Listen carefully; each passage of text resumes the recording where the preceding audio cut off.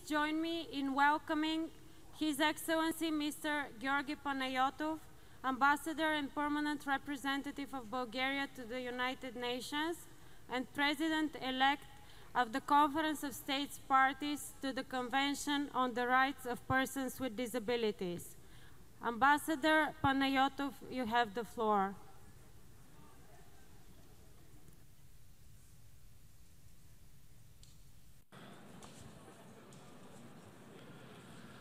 Good morning, everybody.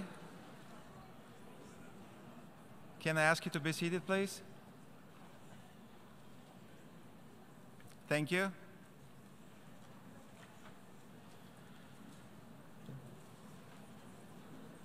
Thank you.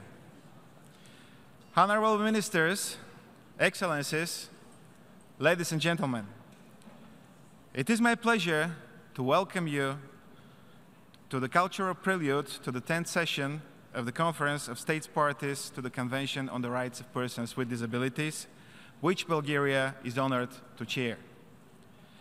We will start today with the musical performance of the young and very talented Bulgarian singer, Ms. Bogdana Petrova. Her visual impairment has not stopped her from following her dreams. Bogdana, a person with disability, is the first winner of the first edition of Bulgaria's Got Talent contest back in 2010. The power of her voice and her enormous talent and abilities as a singer demolished all barriers and made her shine in her true colors, winning not only the contest, but mainly the hearts of all Bulgarians. Bogdana comes from a family of musicians, and her dream has always been to become a famous singer.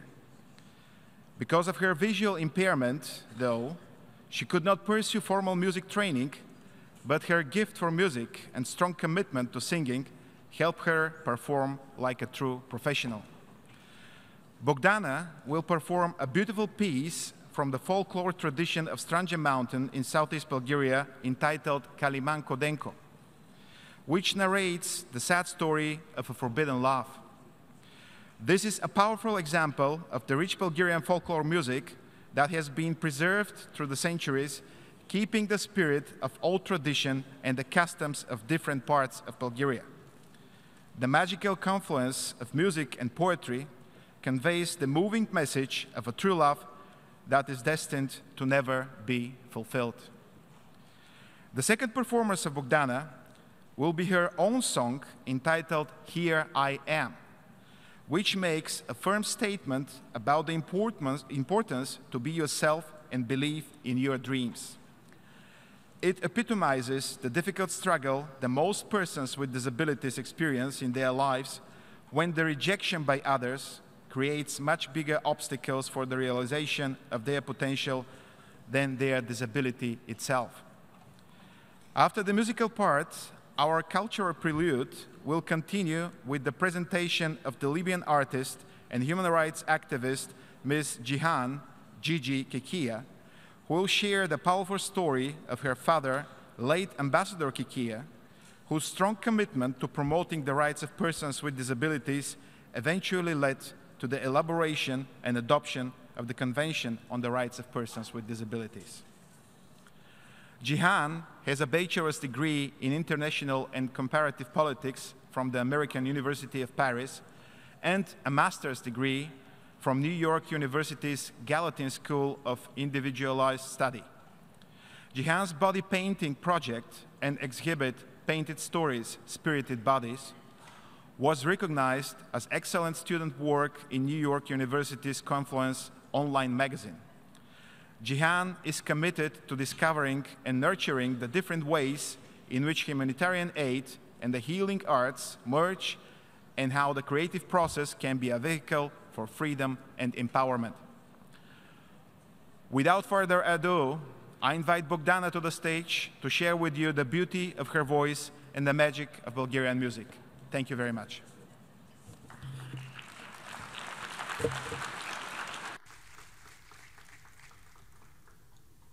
Please join me in welcoming the talented Bulgarian singer, Ms. Bogdana Petrova, who will perform two Bulgarian songs, a traditional folklore piece and one of her own songs. Bogdana, you have the floor.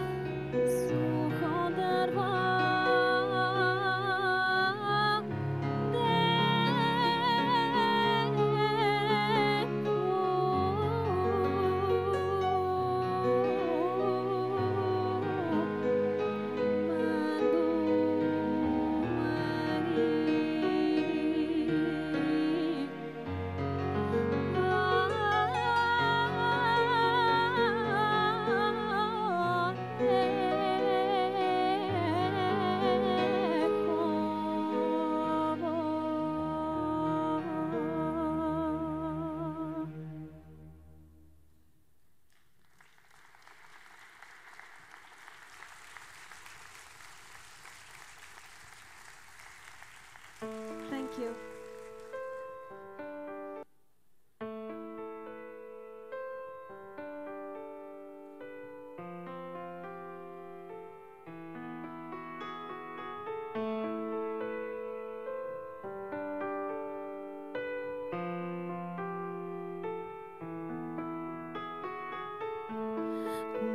Мръзнамида се преструва на това, което не съм и няма да бъда. Аз бях едно страхливо момиче, което кри истинското си лице, но стига вече. Няма да крия какво имам в себе си. Ще бъда истинска до края на живота си. Ето ме тук чиста, непринудена, като дете. Ето ме, ето ме, ето ме. Тропица неуморима,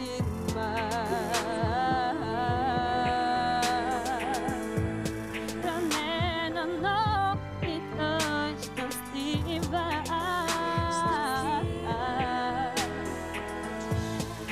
Не съм ангел, да, аз знам това. Ранявала съм и страдам за това. Няма да крия какво имам в себе си. Ще бъда истинска до края на живота си. Ето ме тук чиста, непринудена, като дете. Ето ме, ето ме,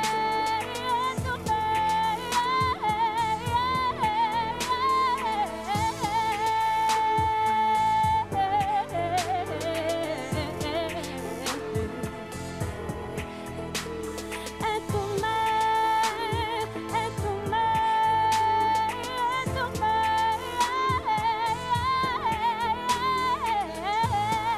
няма да крия какво имам в себе си. Ще бъда истинска до края на живота си. Ето ме тук чиста, непринудена, като дете. Ето ме,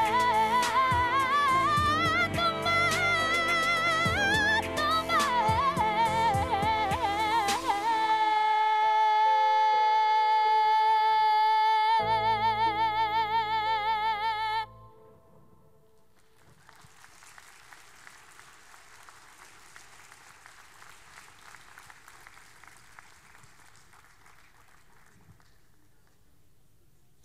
Please welcome to the stage the famous Libyan artist and human rights activist, Ms. Jihan Gigi Kikia, who will share the powerful story of her father and part of her creative work as an artist. Ms. Kikia, you have the floor.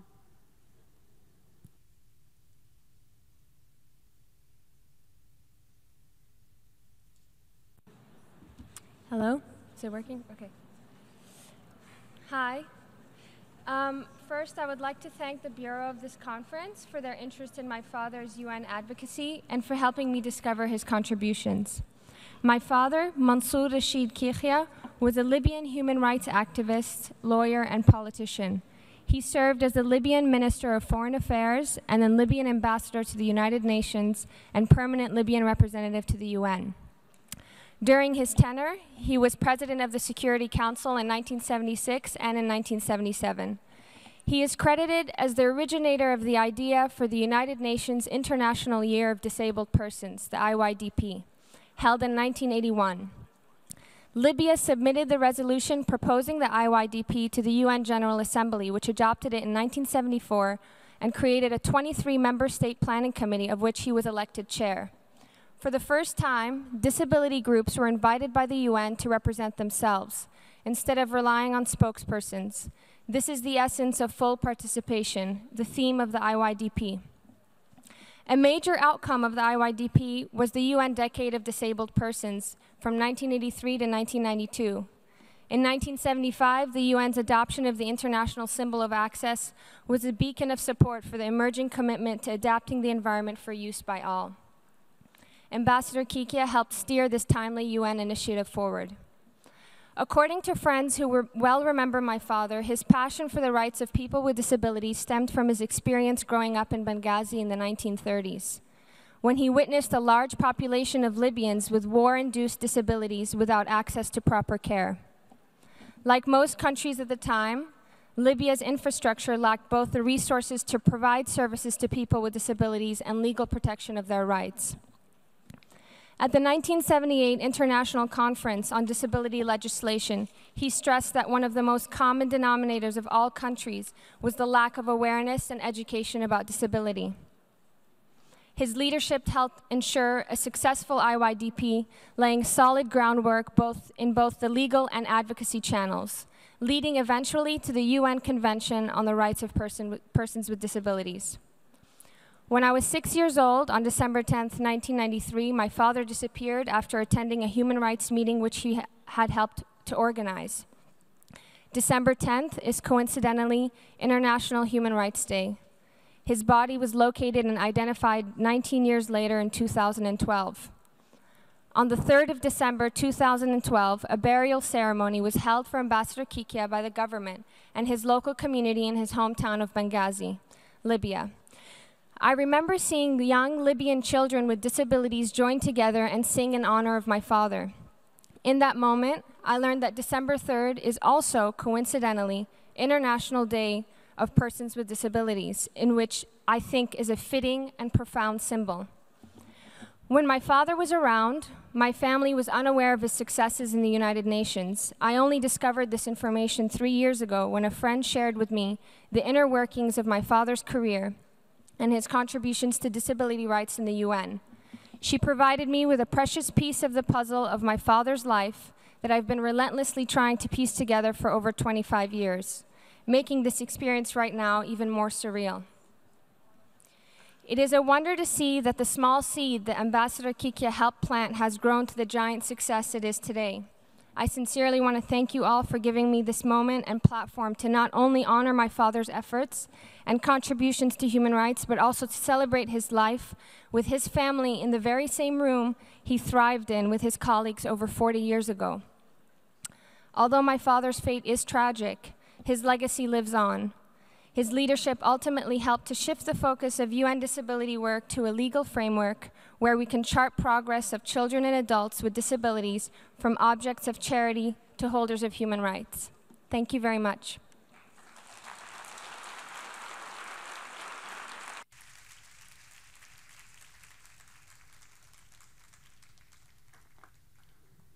This concludes the cultural prelude. Please remain seated while a short video on the implementation of the CRPD prepared by the Secretariat will be shown on the screens, after which the official opening of the conference will start. Thank you.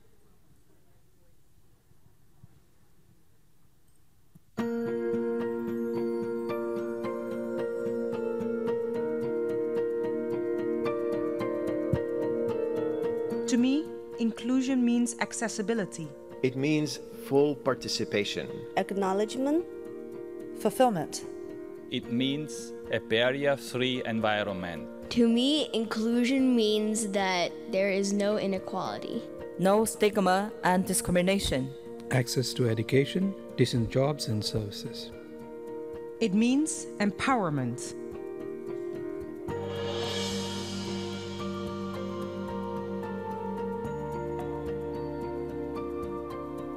With over 1 billion people living with some form of disability in the world today, they are the world's largest minority. In the work of the United Nations, leaving no one behind means removing barriers to full participation and equality for everyone.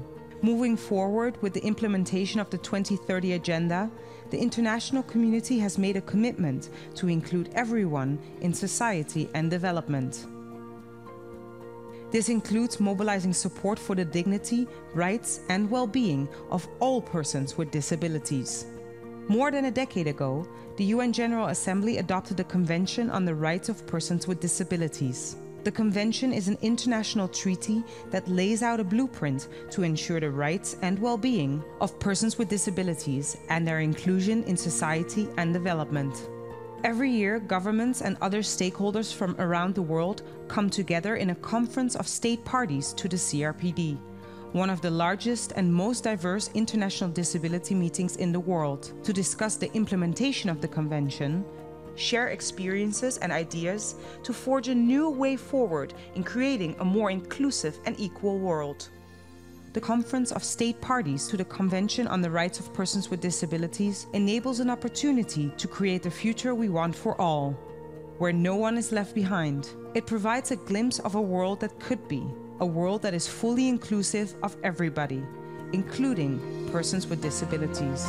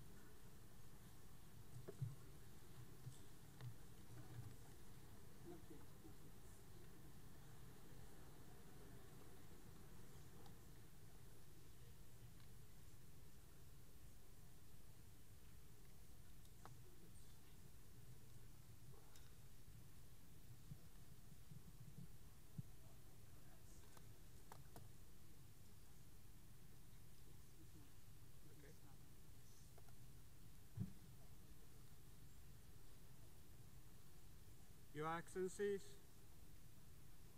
distinguished delegates, ladies, gentlemen,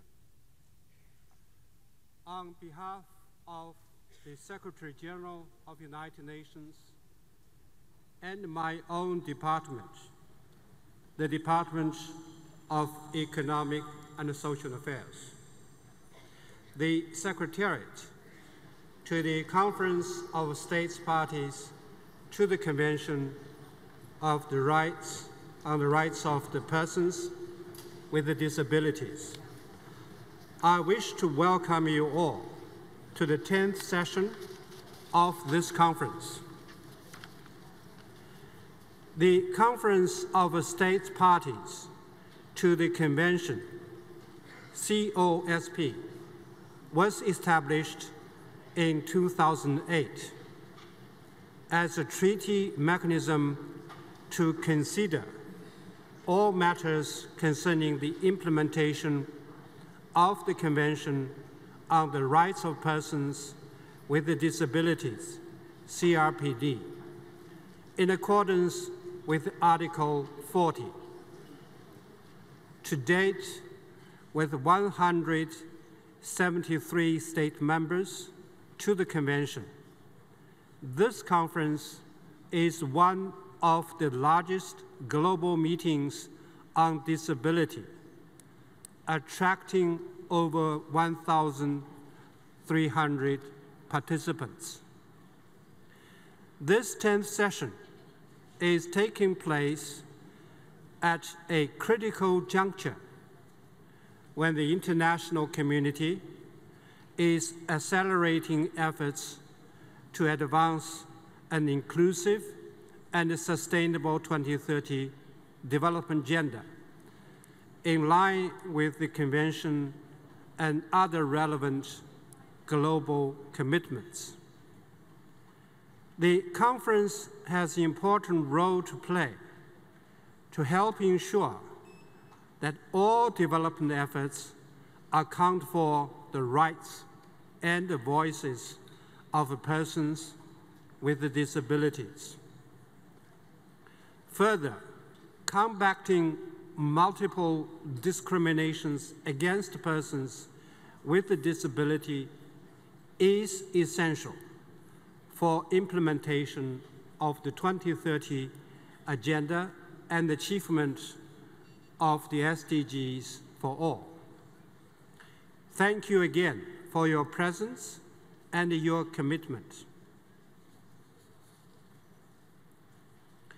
Excellencies, I now proceed to the first item of the provincial agenda of the conference, CRPD/CSP/2017/1. I have the great honor to declare open the 10th session of the Conference of States Parties to the Convention on the Rights of Persons with Disabilities this morning. Now I move on to agenda item 2, election of the President and other officers of the conference. After consultation among all regional groups, the states parties appointed the Bureau-elect of the Conference of State Parties to the Convention on the Rights of Persons with Disabilities for the 10th and 11th sessions. The Bureau-elect consists of Bulgaria as the President-elect and Ecuador, Germany, Sri Lanka, Tunisia as Vice Presidents-elect. May I take it that it is the wish of the conference that it elects Republic of Bulgaria as the President of the conference by acclamation.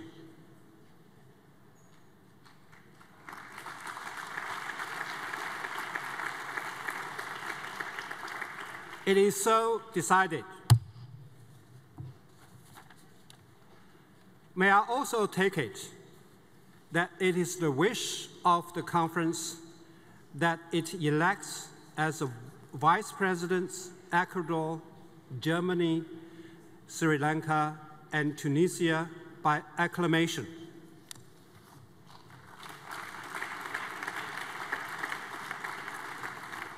It is so decided.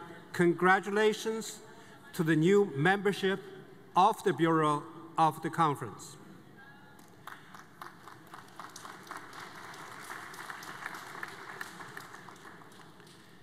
It is now my honor to invite His Excellency Ambassador Mr. Georgy Panayotov of the Republic of Bulgaria to step up to the podium to assume the presidency of the conference.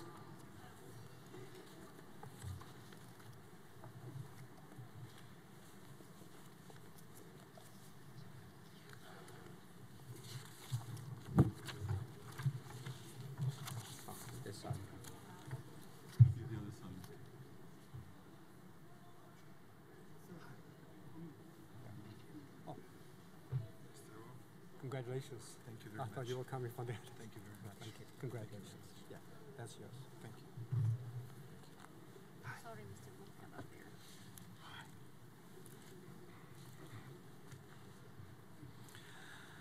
Once again, a very good morning to all of you. It is an honor for the Republic of Bulgaria to be the president of the 10th session of the Conference of the States Parties to the Convention on the Rights of the Persons with Disabilities. And on behalf of the Vice Presidents Ecuador, Germany, Sri Lanka, and Tunisia, I wish to express our profound appreciation for your confidence in us to take up these important positions. Thank you very much. Pursuant to Article 34, Paragraph 5 of the Convention on the Rights of Persons with Disabilities, the necessary quorum for the meeting is 2/3 of the state parties. As there are 173 states parties to the convention, the quorum is 116 states parties. We have the quorum, I guess. After checking with the secretary, I believe that we have obtained the required quorum for this conference. With this, may I now proceed to item 3 of the provisional agenda, which is the adoption of the agenda. May I take it that the conference wishes to adopt the provisional agenda as contained in document CRPD/CSP/2017/1? It is so decided. We shall now proceed to the organization of work, which is item 4 of the provisional agenda. The first item shall be NGO accreditation and registration. A list of non-governmental organizations requesting accreditation to the conference was circulated to all states parties on 15th of May 2017. In accordance with the rules of procedure of the conference. The Secretariat has not received any requests or notice against these requests for accreditation. Therefore, it is understood that the list of NGO applications for accreditation is approved and the NGOs may participate in this and future conferences of states parties as observers. It is so decided. In keeping with past practice, the conference also wishes to welcome participation by national human rights organizations, institutions, as observers, as well as the Global Alliance of National Human Rights Institutions.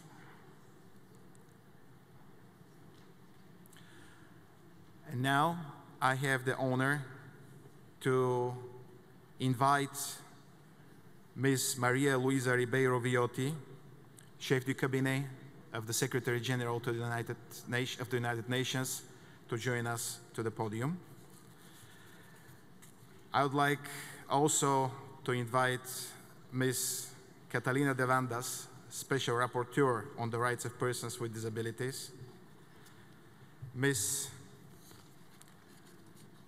Theresia Degener, Chairperson of the Committee on the Rights of Persons with Disabilities, and Ms. Maria Farah, Representative of Civil Society.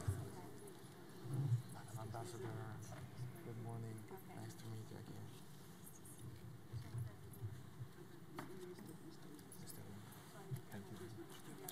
Congratulations.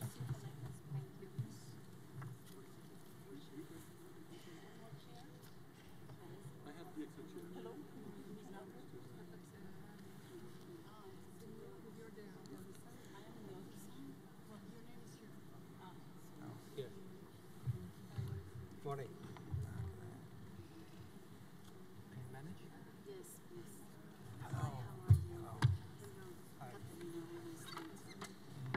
Okay. Please get your seats.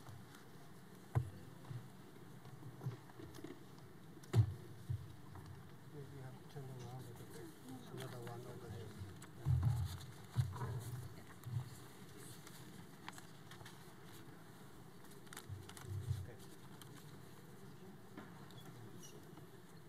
Yeah, wonderful.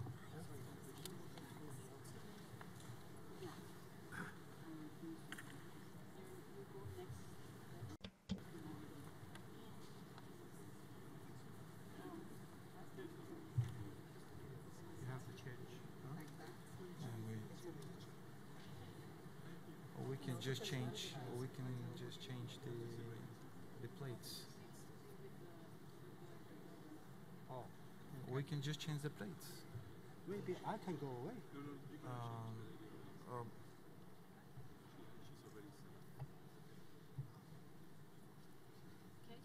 okay. Okay. We're good. We're good.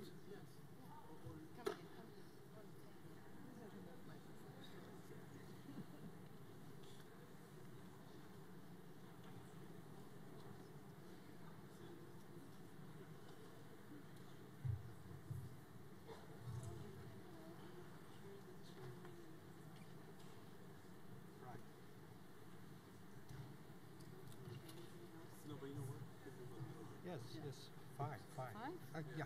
I'm not too close to you. No, it's fine. You're most welcome. Thank you very much.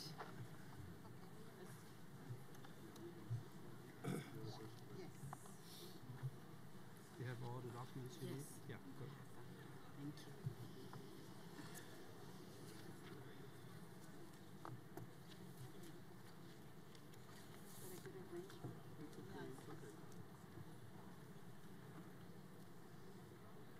We'll make it happen. When there's a will, there's a way. Thank you.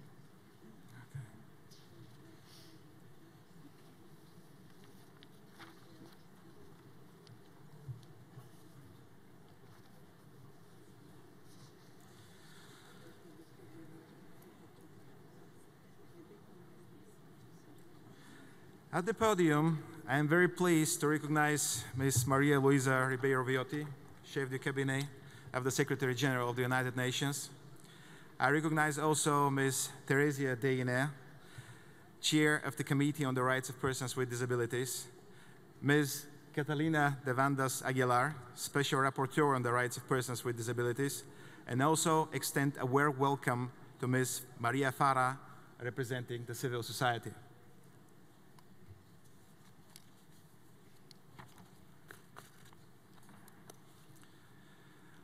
Honorable Ministers, Excellencies, ladies and gentlemen,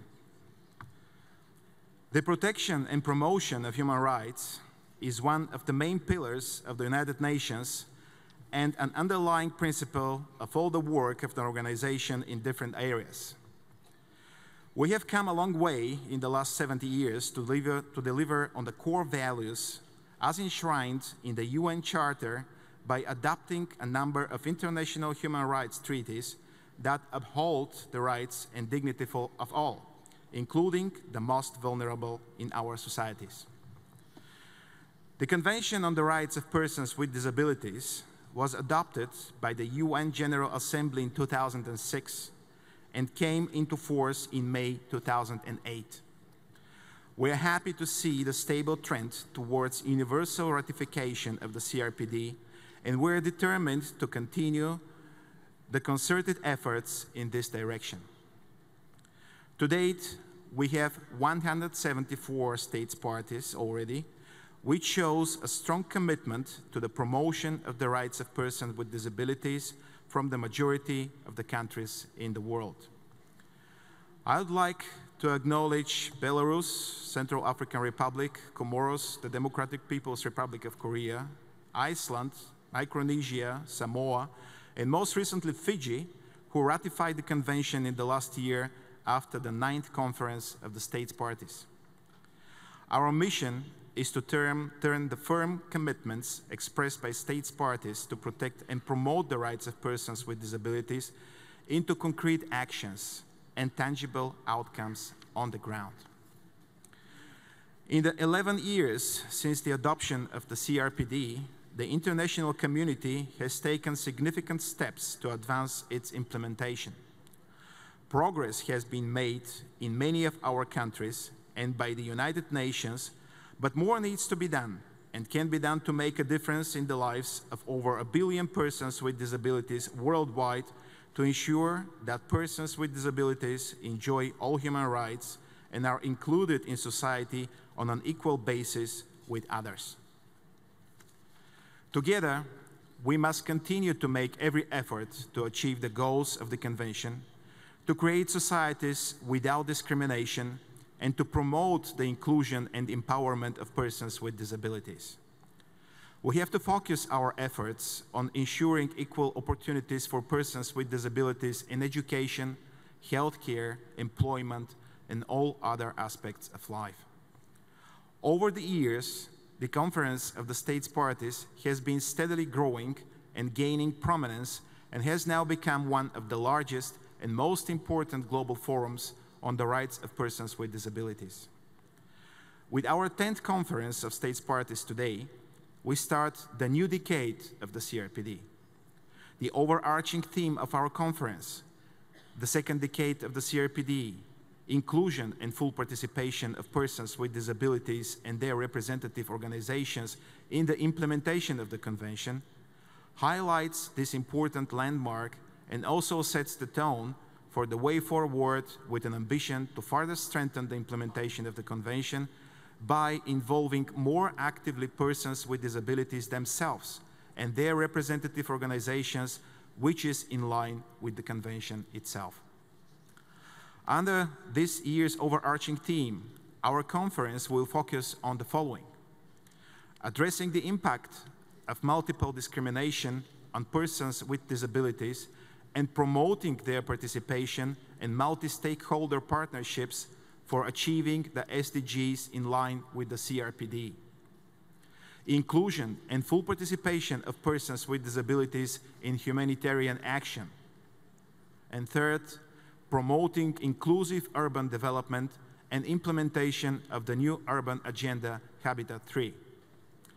The overarching theme and the sub-themes that we have agreed on by the Bureau, in close consultation with all the different stakeholders, including member states, the UN system, civil society and other stakeholders, and especially persons with disabilities and their representative organizations, reflects the major intergovernmental agreements of the last couple of years that are also closely related to and crucial for advancing the human rights of persons with disabilities and the implementation of the CRPD. The success of those global agreements would largely depend on how we engaged everyone in their implementation and ensure that the voice of the most vulnerable and marginalized is heard and taken into consideration in all decision making. The ambitious 2030 Agenda has laid the foundation for a more inclusive and people-centered approach by, for the first time, recognizing persons with disabilities as agents of development. Since the CRPD embraces both human rights and development, persons with disabilities should be actively involved in the implementation of the 2030 Agenda to ensure that indeed no one is left behind.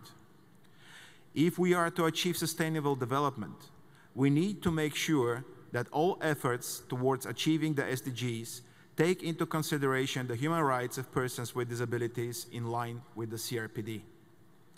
I look forward to the next few days to explore ways for further strengthening the cooperation and partnership among state parties, United Nations entities, civil society and other stakeholders, especially persons with disabilities themselves, to advance our shared mission, the full implementation of the Convention and the realization of the human rights of persons with disabilities with a view to achieving inclusive development in line with the CRPD. Thank you very much.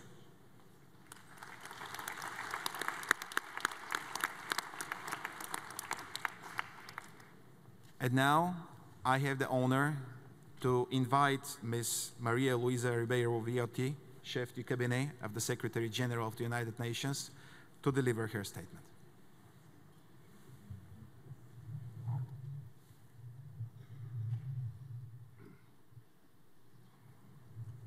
Your Excellency, Ambassador Georgi Panayotov, President of the Conference of States Parties, Mr. Hong Yul Vu, Undersecretary General for Economic and Social Affairs, Excellencies, distinguished members of the panel, distinguished delegates, ladies and gentlemen. It is my pleasure to address the 10th Conference of States Parties to the Convention on the Rights of Persons with Disabilities. I extend my warmest welcome to all delegates, especially those from new states parties, participants with disabilities, and their representative organizations. The Convention on the Rights of Persons with Disabilities is a tool for our work on both human rights and development.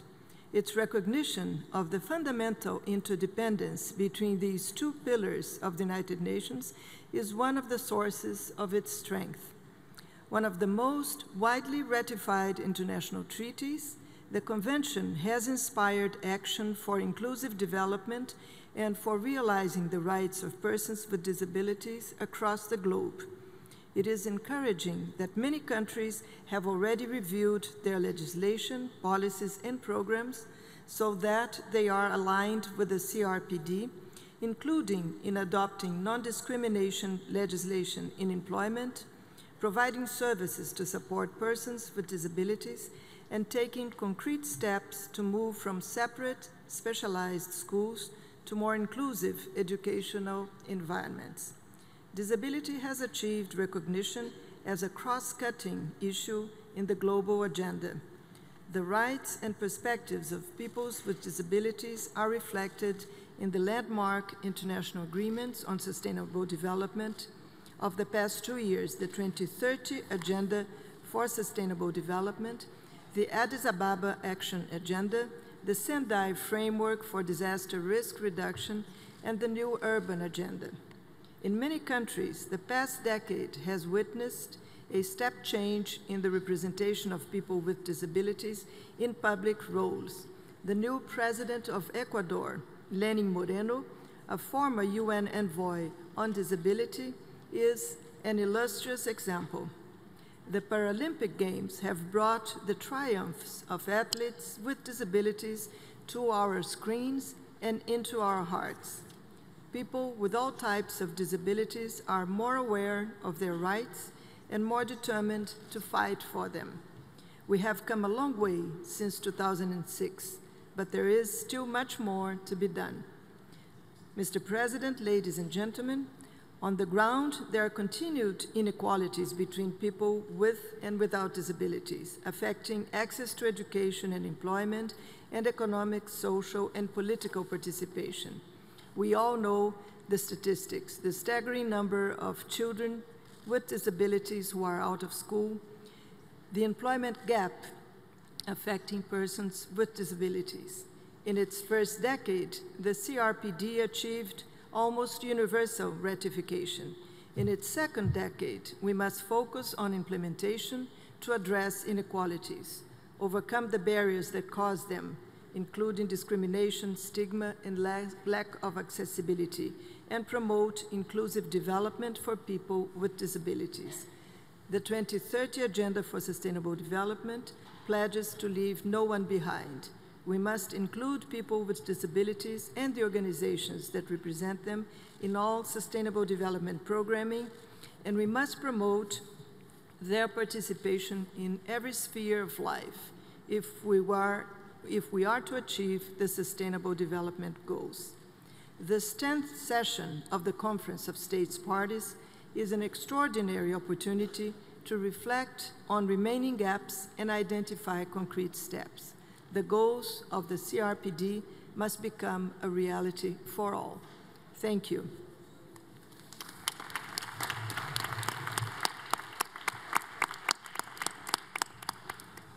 I'd like to thank Ms. Maria Luisa Ribeiro Viotti for her statement. And now I would like to invite Ms. Theresia Degener, Chair of the Committee on the Rights of Persons with Disabilities, to deliver her statement.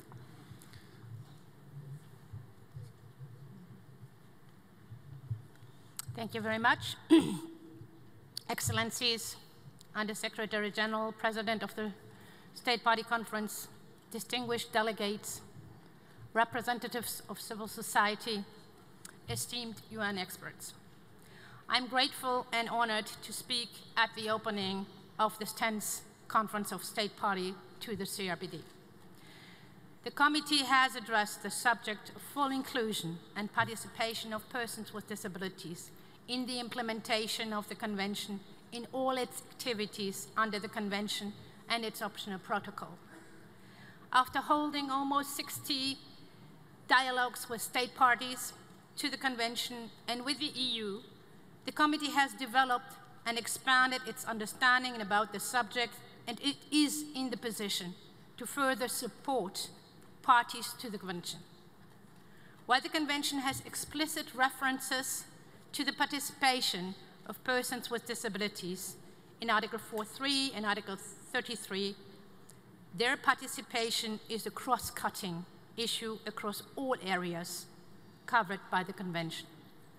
It is important in this regard to have a clear understanding that they should be involved through their representative organizations.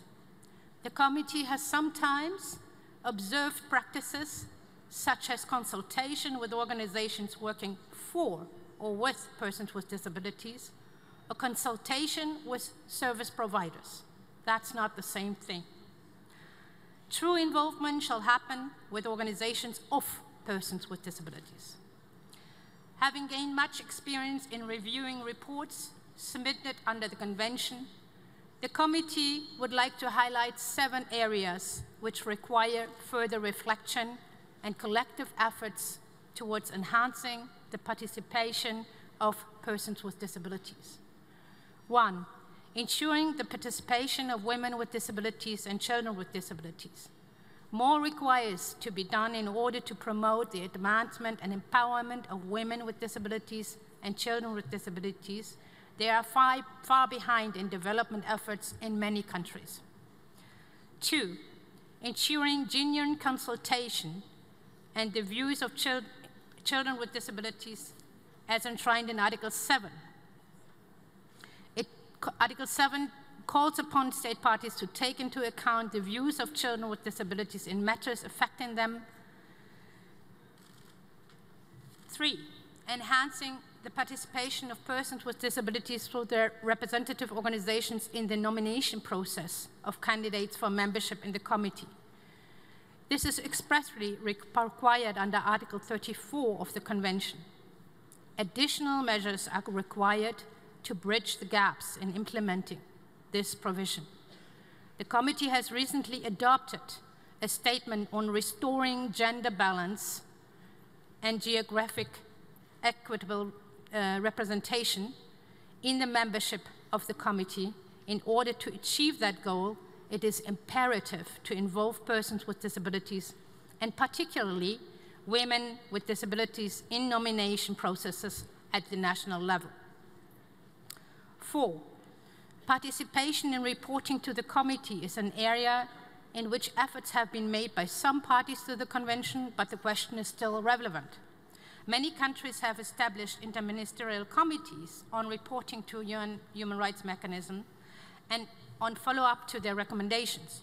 Focal points, independent monitoring frameworks, and persons with disabilities through their representative organization should participate in these national mechanisms.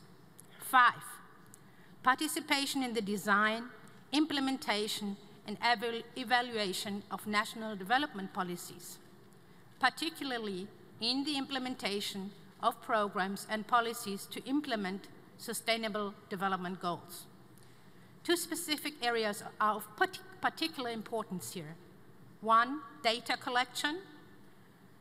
While many parties to the Convention have adopted measures to increase their capacity in data collection on persons with disabilities, more is required to be done in association with persons with disabilities in the design and implementation of censuses and household surveys, as well as in the effort to collect disaggregated data which would reflect the diversity of persons with disabilities. 2, accountability mechanisms.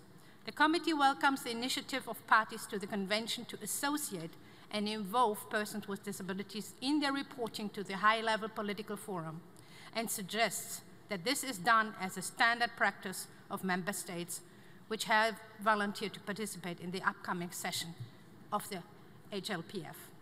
6, participation in monitoring activities. The committee has adopted guidelines on independent monitoring frameworks to further support parties to the Convention in understanding Article 33 of the Convention.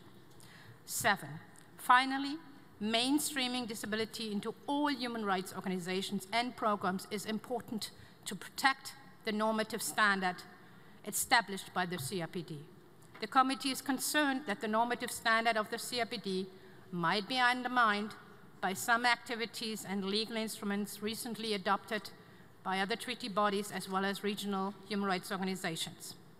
As the chair of the committee, I invite all state parties to ensure and protect the normative standard set by the CRPD. I thank you for your attention.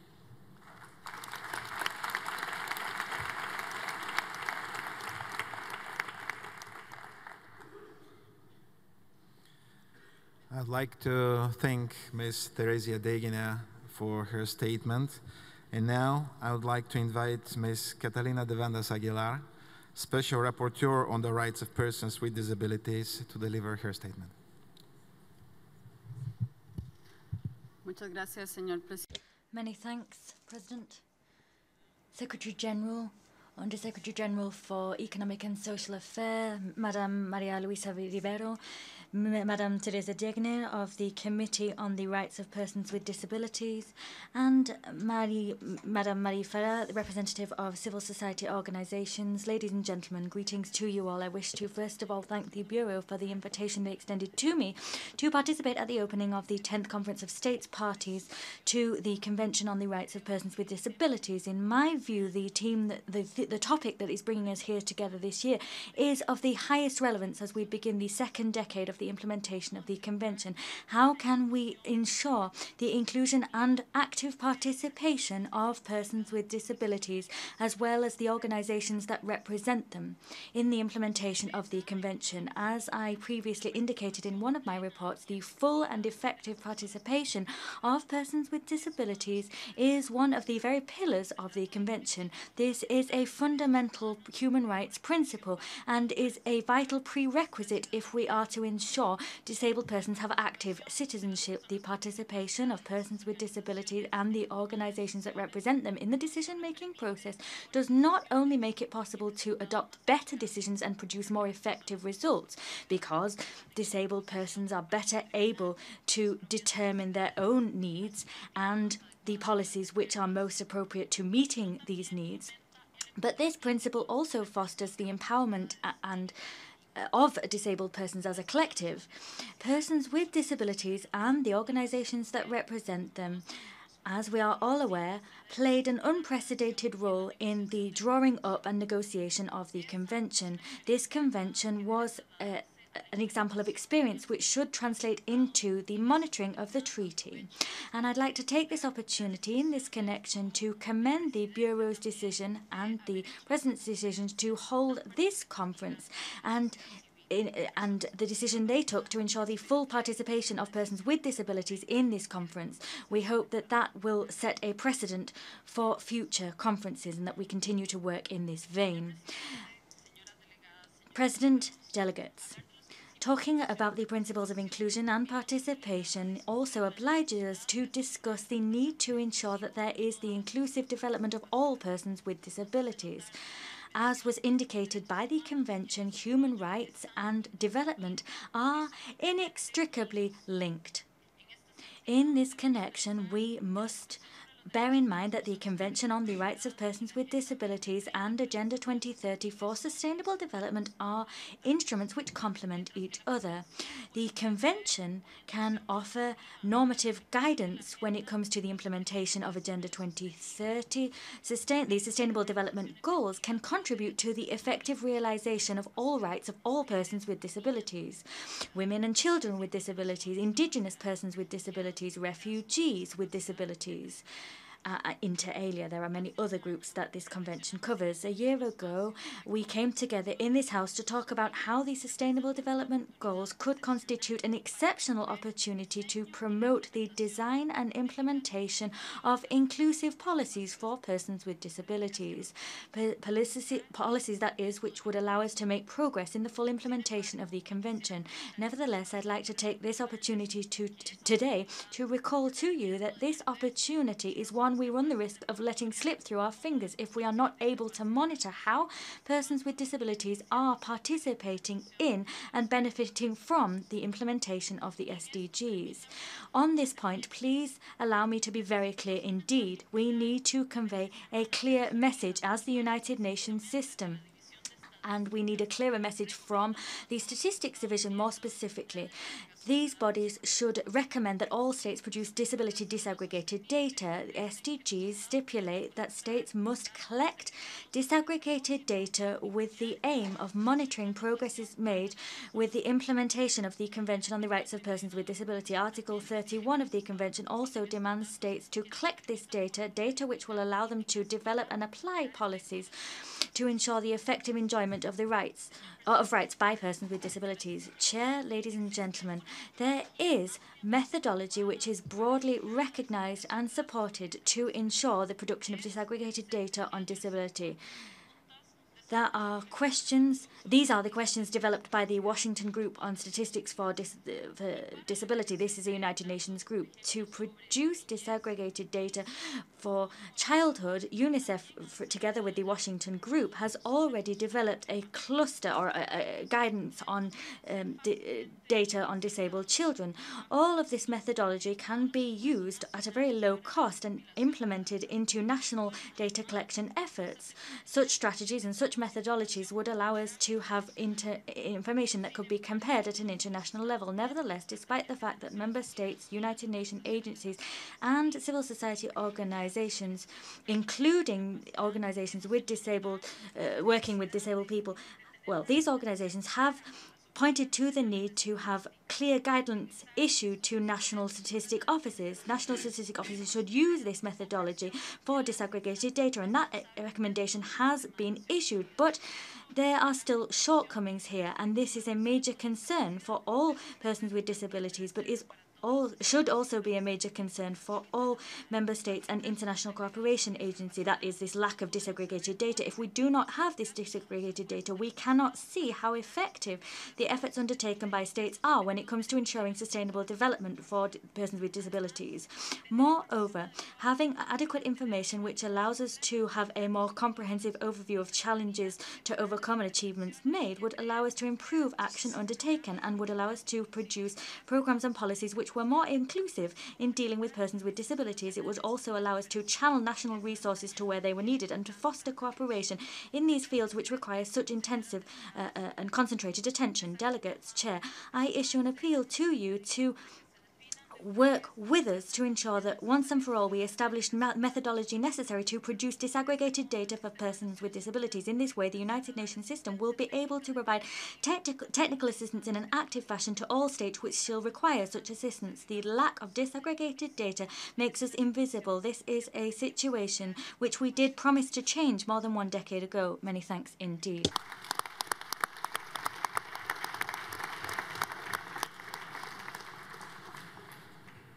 I would like to thank Ms. Devandas Aguilar, and now I would like to invite Ms. Maria Farah, the civil society representative, to deliver a statement.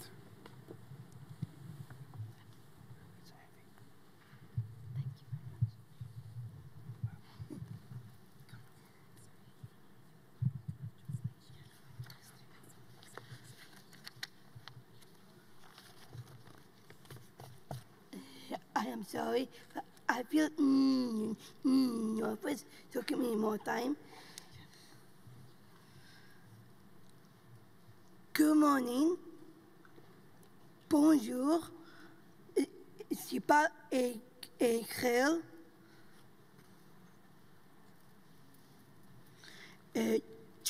Today, I am speaking to you on behalf of all persons with disability. This year is a moment to celebrate the importance of inclusion and participation of all persons with disability and their organization and the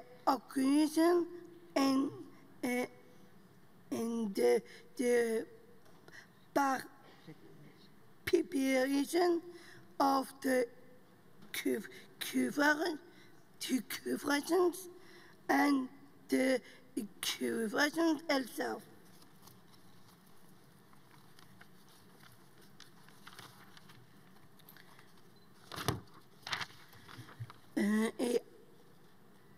Article 4.3 of the CRPD it states that we should work together to put in place strong law that will protect all the respect of our rights. Let me explain why the inclusion and participation of persons with disability is so important. I am a self-advocate. Self-advocacy is about me, and it's my life, and no one knows me better than me. I know my rights, and I am ready to fight for them.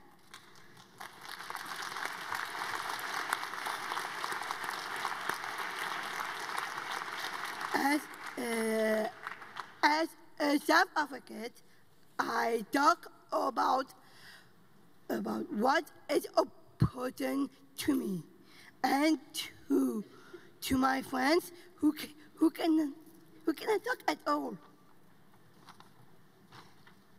As a self-advocate, I talk about my rights, my feelings. I helping people to understand. Let me give some example about the work of the self-advocate in my country, in Lebanon. People with disability has no right to vote, but for us as self-advocates, it was important to change, to choose who will represent us. So we work with our covenant, and we change the law. Now we know that we can vote, and we will vote during the next election.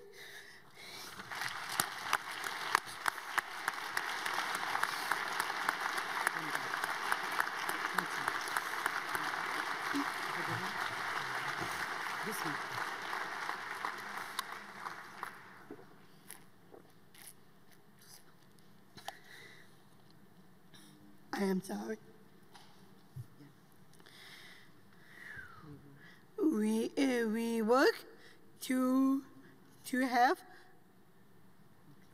inclusive education in Lebanon, and I am happy to say that the change has started. We also work with the refugees with disability and talk about their right. Together we are stronger.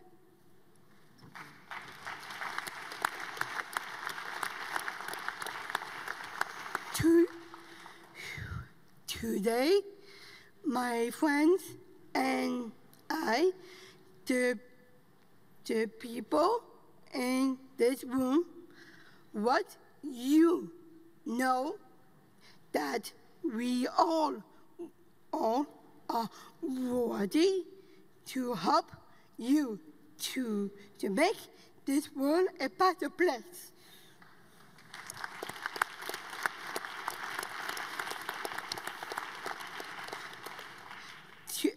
To live for all of us, let us all link the change in economy, education, and health to the full participation of persons with disability.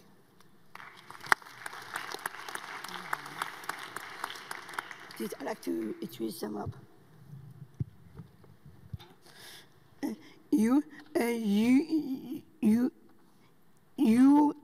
I'm sorry. You have the power, authority to change the law. We have the knowledge about what concerns us. We are ready to work with you. So let all work together, and we are the experts.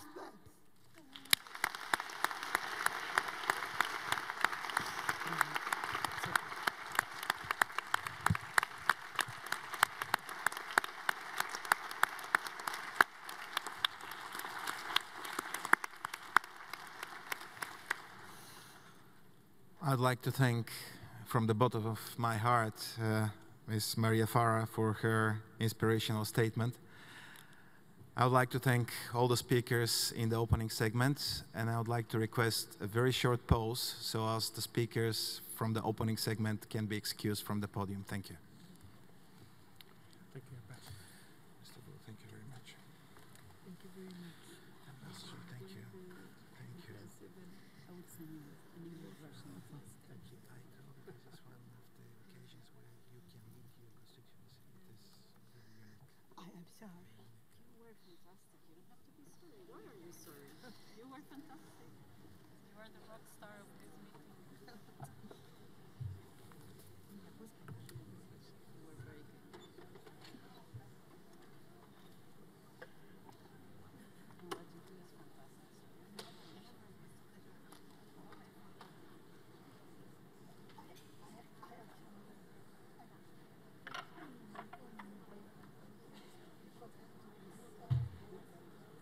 There's nothing to be sorry about. You were doing wonderful.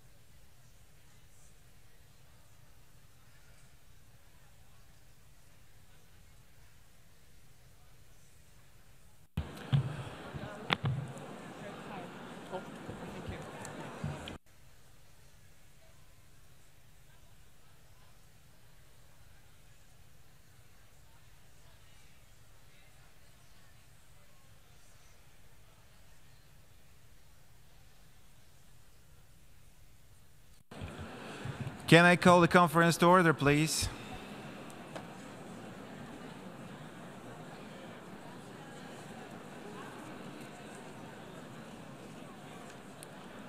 Ladies and gentlemen, can I call the conference to order, please? Thank you. Thank you.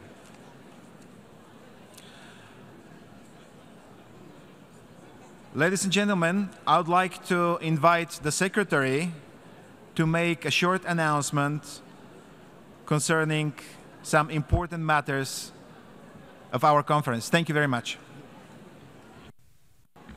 Thank you very much, President. The Secretariat wishes to make the following announcement. The UN Accessibility Center, located at the first basement level of the conference building, that can provide for braille printing as well as the other accessibility needs.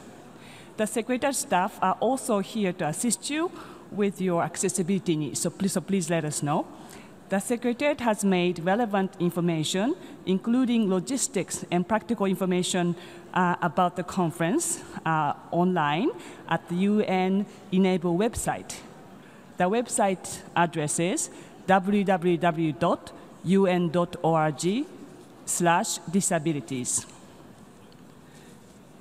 To facilitate interactive discussions at the conference, 3 background papers are available on the roundtable topics addressing the impact of multiple discrimination, humanitarian action, and inclusive urban development and implementation of the new urban agenda. These papers are also available on the UN Enable website. Braille versions can be requested at the Accessibility Center at the B1 level, as already mentioned. For general debate, delegations that wish to circulate their statements electronically via the Paper Smart portal are kindly requested to email those statements in Word versions as to the Paper Smart 4@un.org and copy to enable@un.org. So I will repeat, Paper Smart 4@un.org. PAPER SMART 4@un.org, and copy to enable@un.org, ENABLE@un.org, 2 hours in advance of their designated speaking slot. Thank you very much.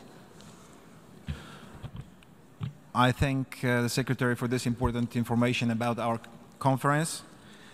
And now, I recognize Her Excellency, Mrs. Rocio González de Moreno, First Lady of Ecuador and President of the Interinstitutional Committee Plan Todo Una Vida, as the first speaker of our conference, and it is my privilege and great honor to invite her to make her statement of 3 minutes.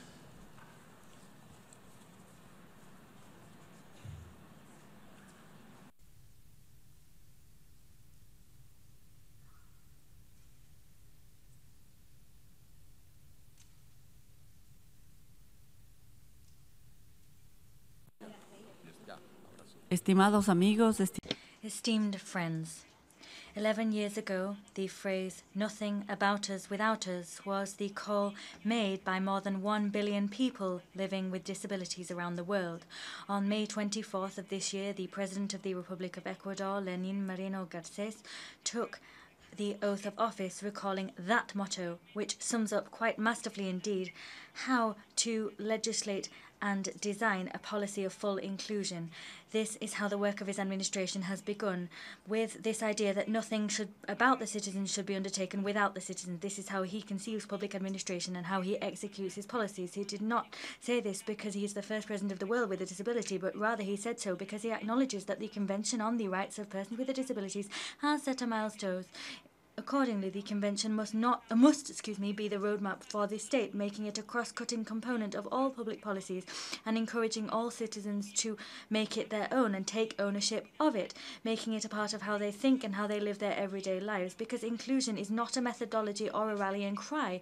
Rather, inclusion must become a way of being, of thinking and of acting. Indeed, a culture. In 2007, when the Convention on the Rights of Persons with Disabilities was born, Ecuador, in parallel, assumed the responsibility to construct a more just and supportive society.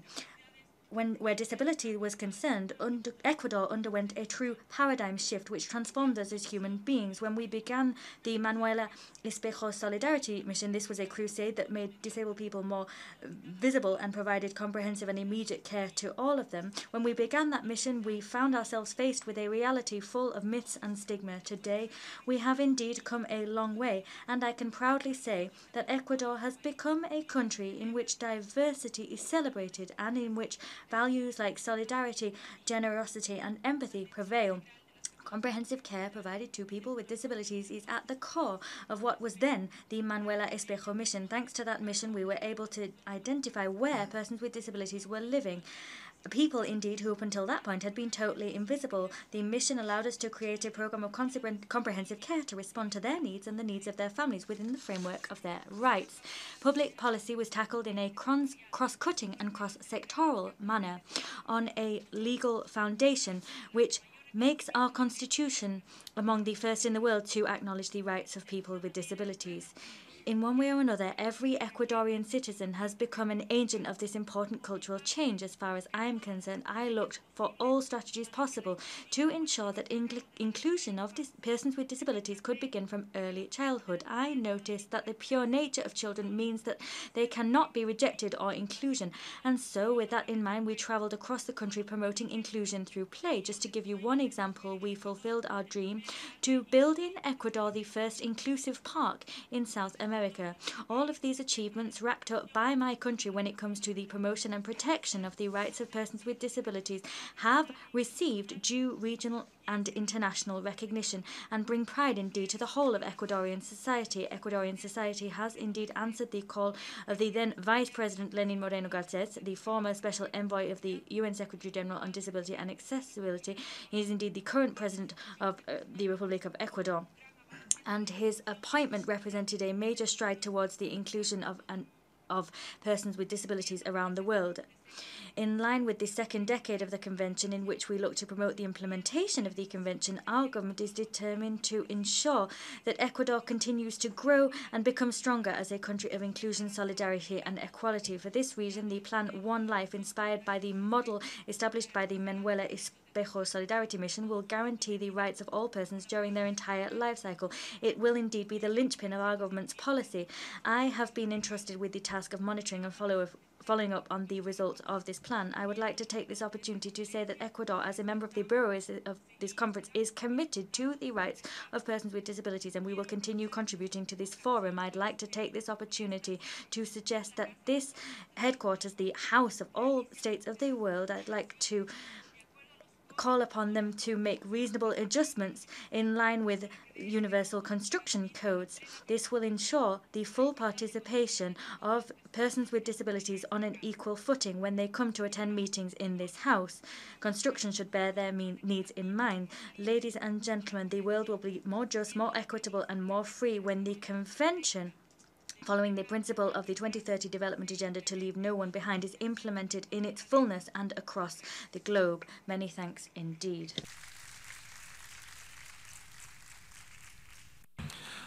I'd like to thank Her Excellency Mrs. Rocio González de Moreno for her statement. And now I have to excuse myself, for I have to attend a press conference dedicated to the work of our conference.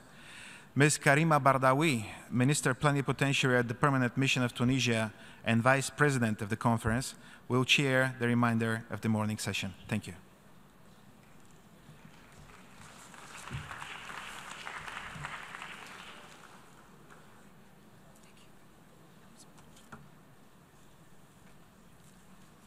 Do you have a name of this person from Zambia? And you have a name of the person? Yes.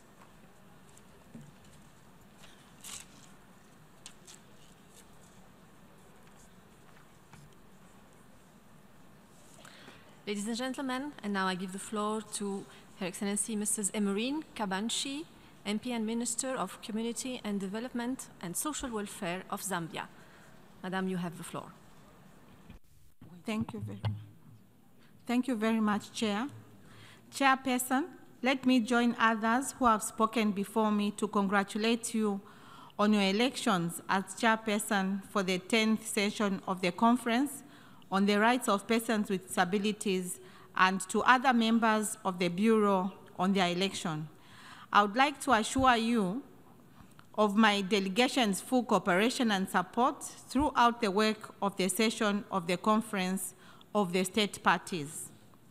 Zambia remains concerned with the plight of persons with disabilities who continue to face multiple and aggravated forms of discrimination and are often denied access of education, employment opportunities, participation in political and public life, including the right to live independently in their communities. The situation is even worse for women and girls with disabilities who face social exclusion from various opportunities due to their disability and gender. The realization of the rights of persons with disabilities in our society is critical to the attainment of the 2030 Agenda for Sustainable Development.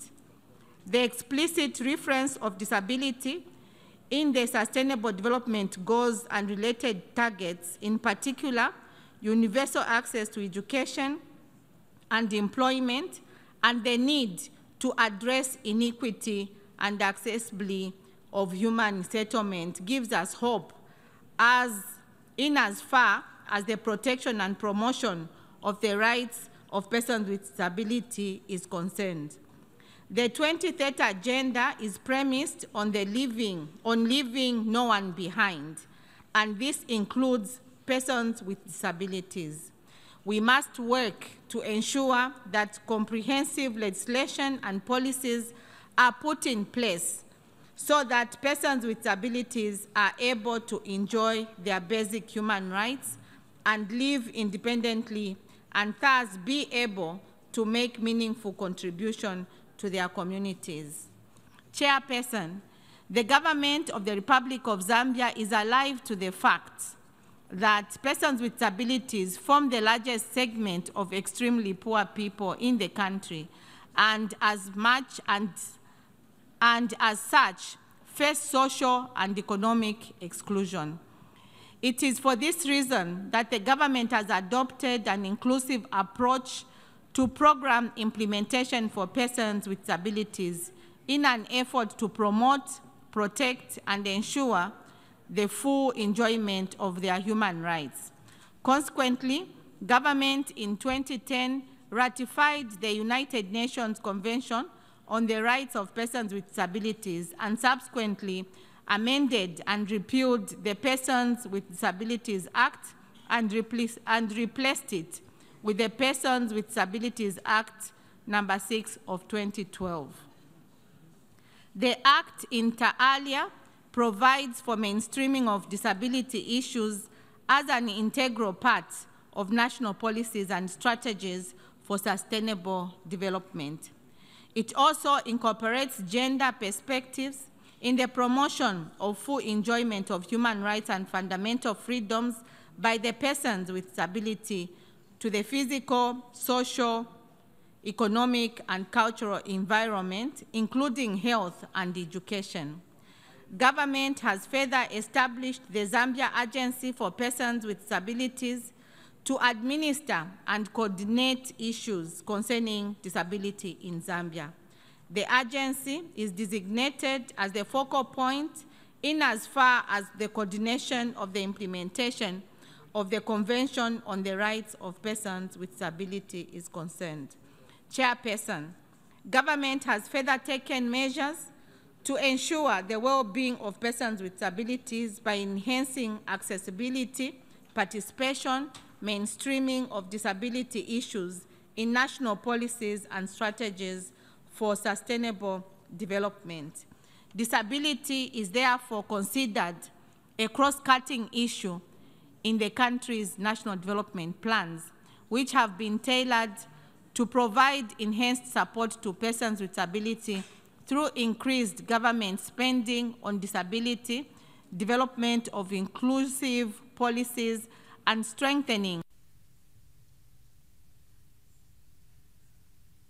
Microphone for the speaker, please.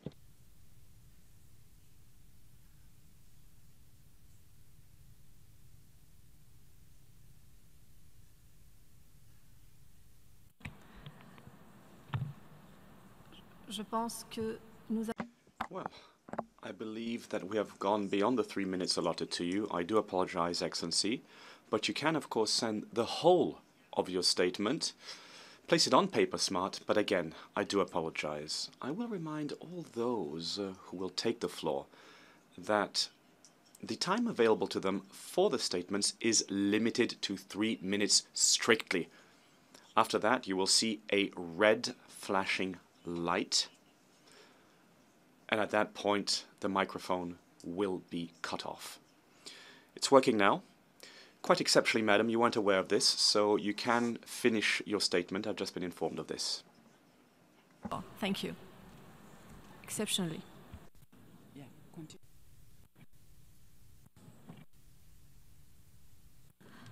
Thank you, Chairperson, for the guidance. In 2013, government adopted a national policy on disability, which is premised on disability mainstreaming and has addressed issues of poverty, unemployment, human rights, education, accessibility, and HIV and AIDS. Further, government in 2014 developed a national social protection policy under which disability is a cross-cutting pillar.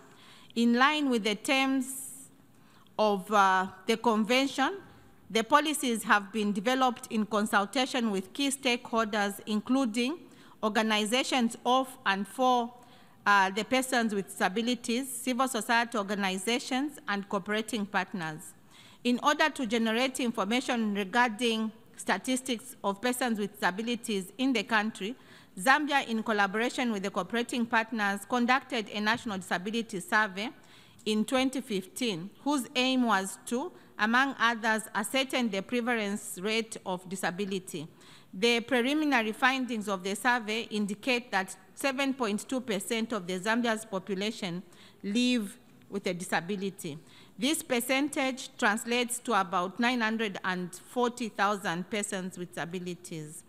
It is important to note that during the planning and sensitization phase of the survey, Zambia took all the necessary measures to ensure the full participation of organizations and of persons with disabilities in the process. Government is cognizant of the fact that social protection programs play a critical role in poverty alleviation. Consequently, the government, with support from the cooperating partners, is, through the National Social Protection Policy, implementing unconditional social cash transfer scheme targeting 10% of the most vulnerable groups of the disabled people in the rural areas. The scheme aims at improving livelihood by raising incomes, consumption levels, access to education, health, and other social services. By the end of 2016, 242,000 beneficiaries were were put on the program, including the persons with disabilities. In order to ensure that persons with disabilities enjoy their rights and well-being, Zambia has embarked on the implementation of community-based rehabilitation program, which provides for community involvement and participation of the welfare of persons with disabilities. The program involves community sensitization and development of skills using local initiatives to meet basic needs of persons with disabilities, such as making assistive devices. And also, government is cognizant of the need to ensure the inclusion and full participation of persons with disabilities in humanitarian situations. It has therefore adopted a Disaster Management Act number 13 of 2010, which guides the country's preparedness, response, and recovery in disaster mitigation. The Act, inter alia, provides for the establishment of the Disaster Management Mitigation Unit, District and Satellite Disaster Management Committees, and the National Disaster Relief Fund and Provincial Disaster Management Committees, with representations of persons with disabilities at provincial and community level. Despite the strides made so far, challenges still remain, as persons with disabilities continue to face numerous challenges such as poverty, lack of access to education, lack of safe and accessible environment, and limited employment opportunities that would allow them to gain self-confidence and make positive contributions to society. We are ready to work with partners in ensuring that the rights of persons with disabilities are promoted and protected. As I conclude, I wish to reaffirm government's commitment to the Convention on the Rights of Persons with Disabilities, in particular its core principles of non-discrimination, full and effective participation, and inclusion in society, accessibility, equal opportunity, and respect for the rights of children with disabilities. Chairperson, I thank you.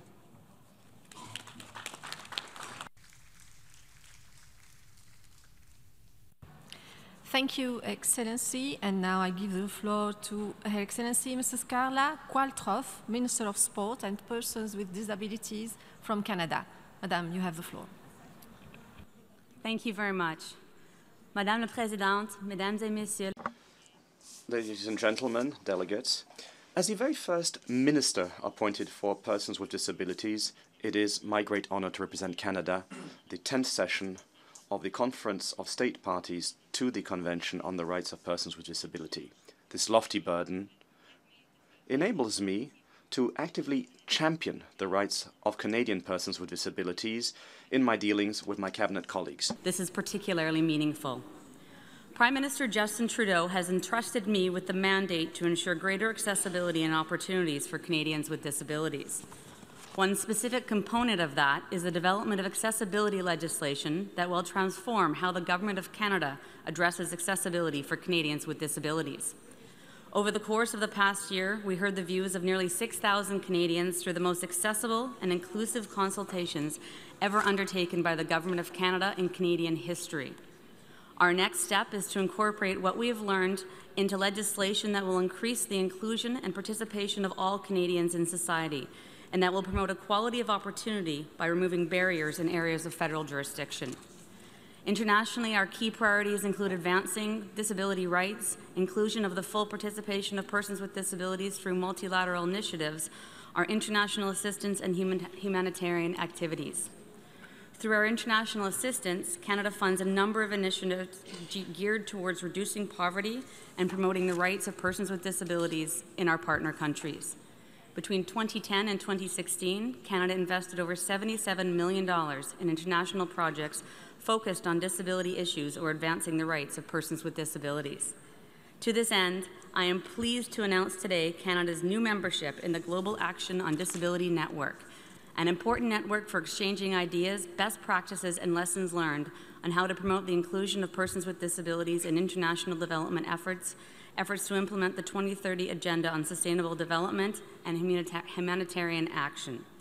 Through Canada's engagement with the multilateral humanitarian partners, Canada supports resolutions related to the inclusion of persons with disabilities in international humanitarian responses. Through Canada's engagements with experienced non-governmental organizations, Canada supports specific initiatives related to the inclusion of persons with disabilities in its humanitarian response. Canada will continue to work with its partner to identify opportunities to better support the inclusion of persons with disabilities in its international humanitarian assistance efforts. I am therefore also pleased to announce today on behalf of my colleague, the Honourable Marie-Claude Bibeau, Minister of International Development and la Francophonie, that Canada is endorsing the Charter of Inclusion of Persons with Disabilities in Humanitarian Action. We encourage other governments and donors supporting emergency response to also consider endorsing the Charter and to join all the signatories in reinforcing our collective determination to make humanitarian action inclusive of persons with disabilities. Participation in decision-making is one of the key priority areas of the United Nations Agenda on Youth. We are proud to say that in support of our Prime Minister's commitment to youth, our delegation includes 5 youth with disabilities from across Canada. These youth are leaders in seeking equality for persons with disabilities, and we look forward to their active participation over the next few days. The Government of Canada is committed to the ongoing implementation of the principles contained within the United Nations Convention on the Rights of Persons with Disabilities, and to further strengthening our partnership with the United Nations. As such, our government was pleased to announce on December 1st that Canada had begun the process to consider accession to the optional protocol. As well, Canada acceded to the International Marrakesh Treaty and launched the Canadian Radio and Telecommunication Commission's video relay service, which enhances the ability of people whose first language is American Sign Language or langue des signes québécoise to participate fully in Canada's communication system. In April, Canada had its first appearance before the Committee on the Rights of Persons with Disabilities. The appearance afforded us the opportunity to reflect on our record and discuss how to better implement the Convention within Canada.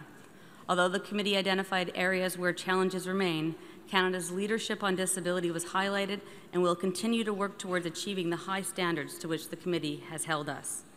Of all these initiatives, we worked with and continue to include people with disabilities and representative organizations in decisions that affect all of us.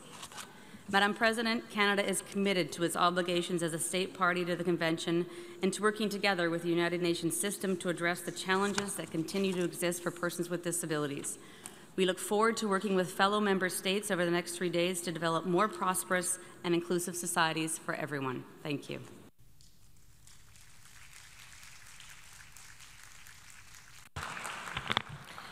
Merci beaucoup, Excellence. Thank you so much, Excellency. Floor to Her Excellency Mr. Vong Soth, Minister of Social Affairs, Veterans and Youth Rehabilitation from Cambodia. Excellency, you have the floor. Your Excellency, President of the Conference, Your Excellency, ladies and gentlemen, delegation of the State Party.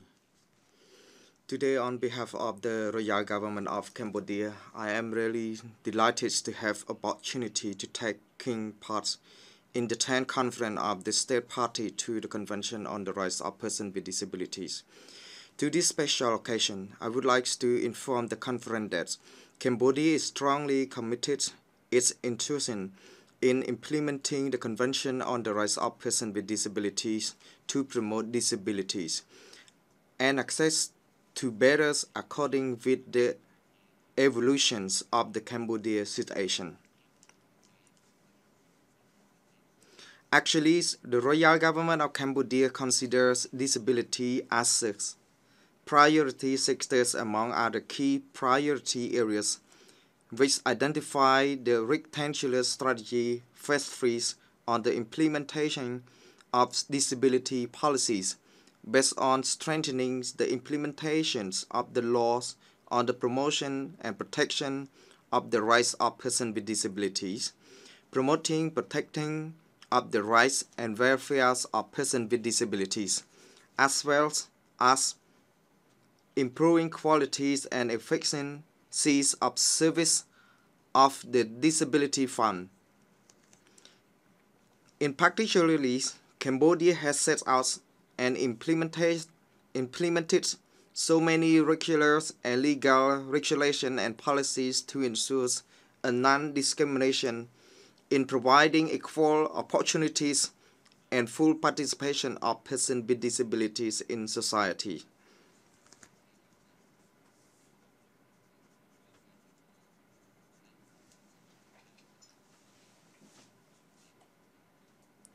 In 2013, the Royal Government of Cambodia became a state party to the Convention on the Rights of Persons with Disabilities, and many accomplishments occurred significantly in the past few years, such as the reviewing on the implementations of the National Strategic Plan on Disability 2014-2018, was giving the prioritized strategies to focus on social, economic, and cultural activities, health and rehabilitations, education, employment, accessibility, public infrastructure, and information, political participation, as well as women and children with disabilities.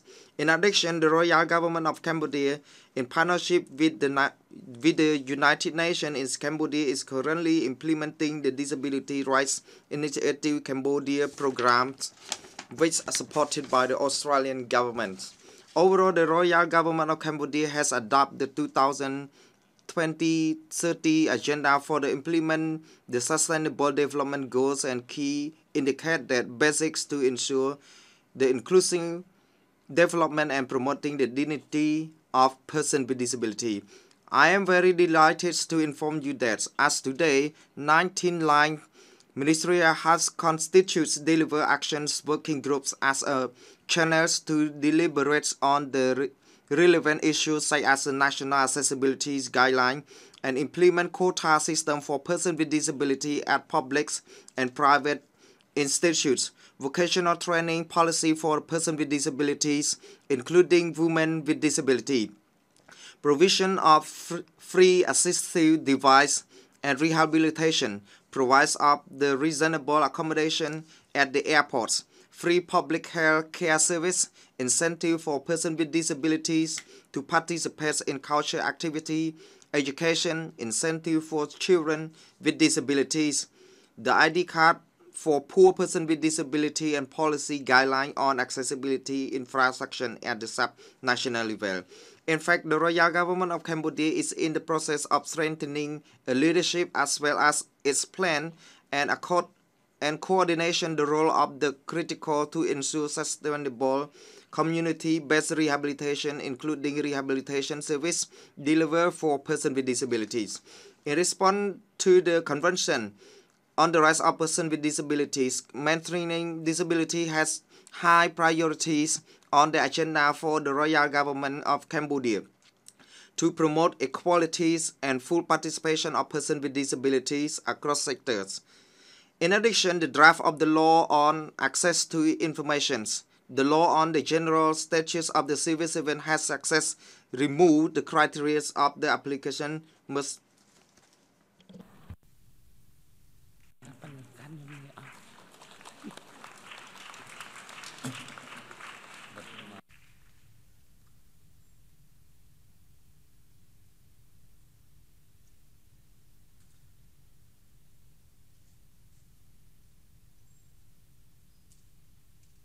I think we have some technical issues. We're trying to see if it's possible to have back the microphone to Cambodia.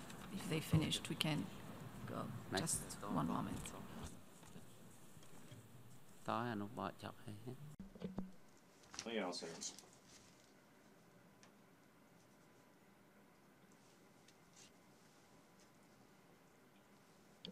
Encore une fois, nos excuses. Alors, apologies again. I've just been informed that after 5 minutes, the microphone will automatically be cut off.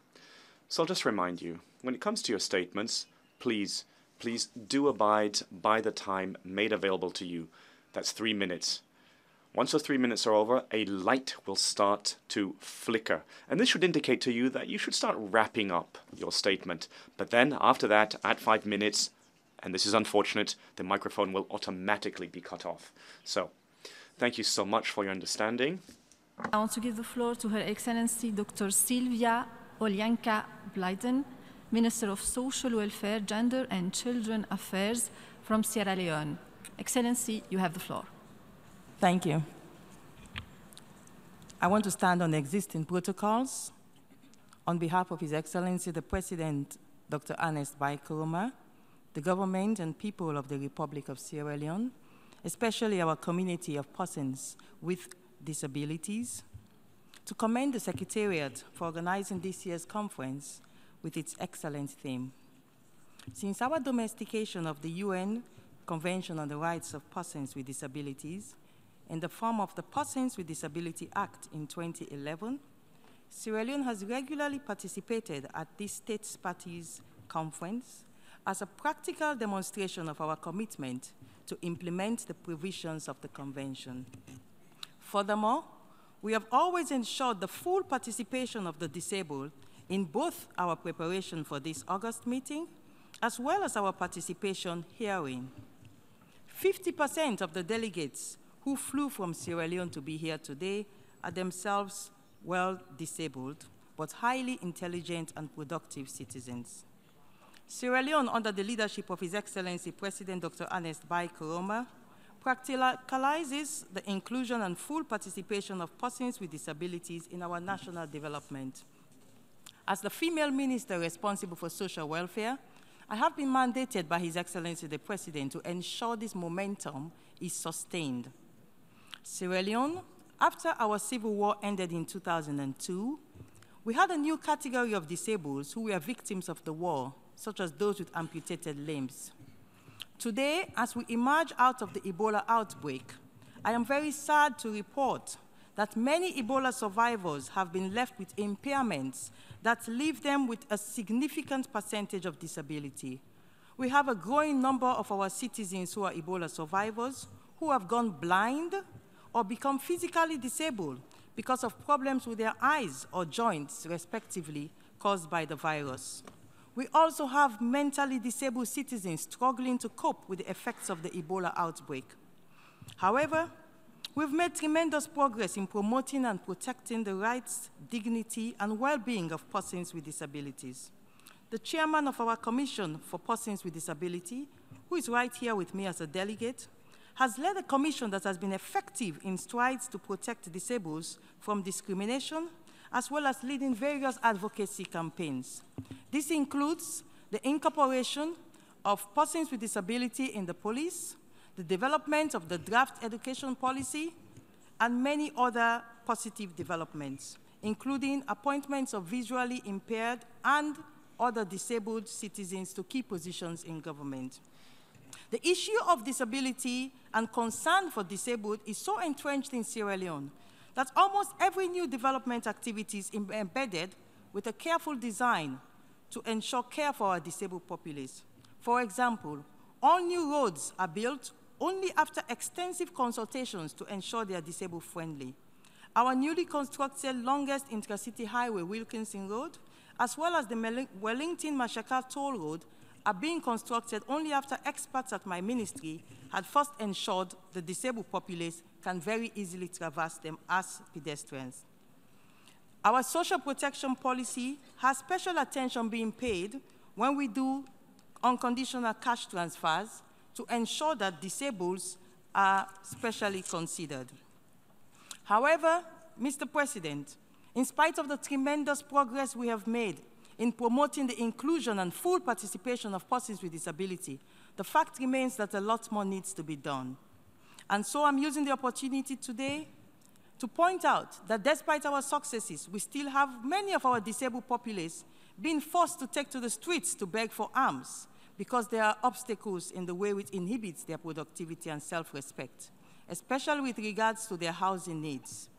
Therefore, Mr. President, let me conclude this brief statement by reaffirming our commitment to work with the international community, whilst at the same note calling on our development partners to continue to assist us with disability-specific expertise, as well as financial support for specific disability programs.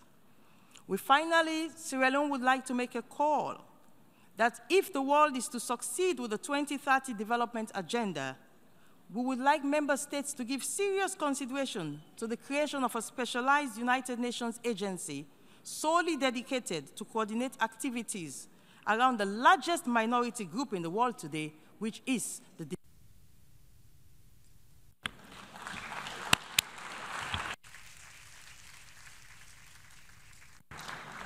Thank you, Excellency. And now I give the floor to Honorable Mrs. Otko Afiza Jaba, Minister of Gender, Children and Social Protection from Ghana. Madam, you have the floor. Thank you. Madam Chair, it is an honor to address the 10th session of the Conference of the States Parties to the Convention on the Rights of Persons with Disabilities. At the outset, I wish to congratulate you and the members of the Bureau on your election and to express my delegation's confidence in your leadership and experience to steering us to a fruitful and successful outcome. I also wish to extend greetings and courtesies from the President of the Republic, Nana Addo Dankwa Akufo-Addo, and the people of Ghana.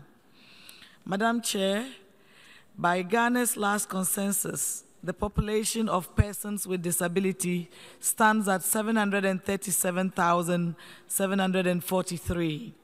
The government of Ghana remains aware of evidence that shows persons with disabilities facing barriers in most areas of their lives.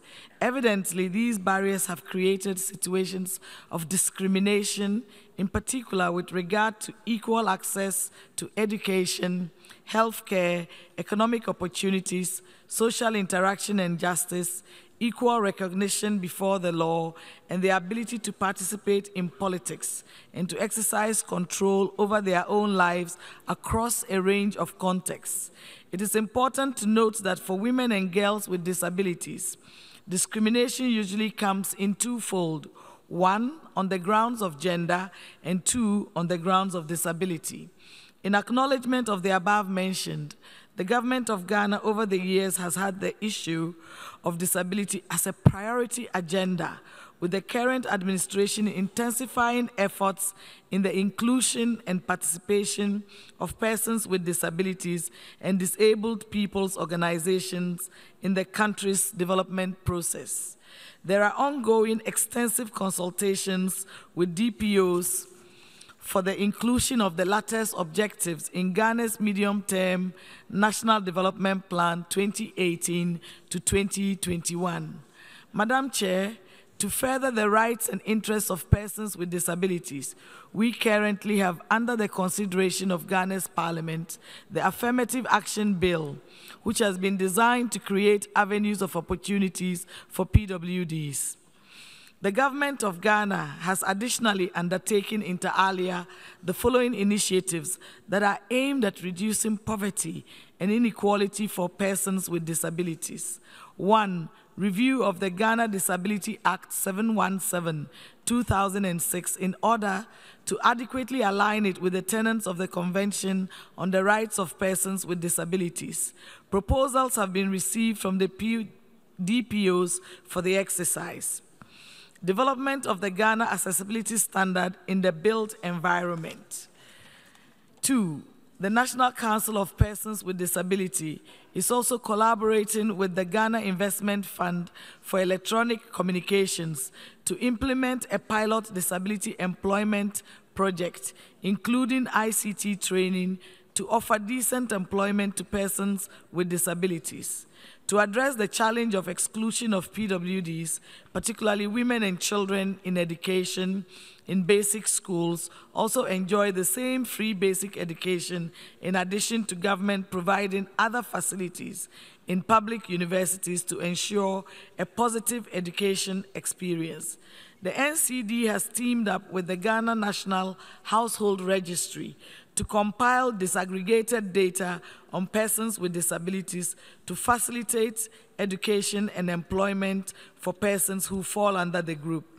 Also, an increase in the 2% allocation to 3% of the total national revenue under the District Assembly Common Fund to the most vulnerable amongst the PWDs in the district, municipal, and metropolitan assemblies to enable beneficiaries have access to education, healthcare, assistive devices, amongst others.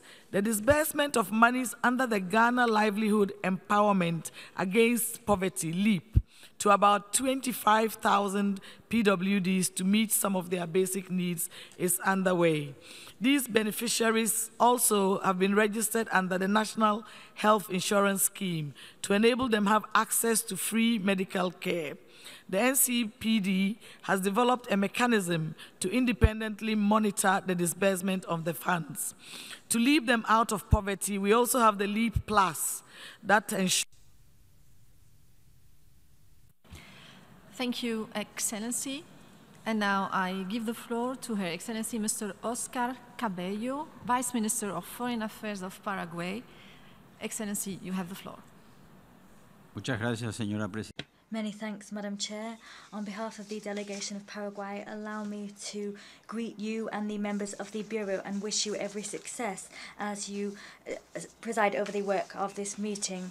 President, since the adoption of the Convention on the Rights of Persons with Disabilities in Paraguay, we have taken significant strides forward and made significant efforts to bring our laws, institutions, programs in line with the provisions of the Convention. This has produced positive results in terms of rendering disabled people more visible and ensuring that persons with disabilities are recognised as subjects of rights. Since 2012, we have had the National Secretariat for Human Rights, the Human Rights of Persons with Disabilities, SENADIS. This is the governing body which oversees public policy in this field and ensures that public policies guarantee and ensure equality, non-discrimination and inclusion and accessibility for disabled persons.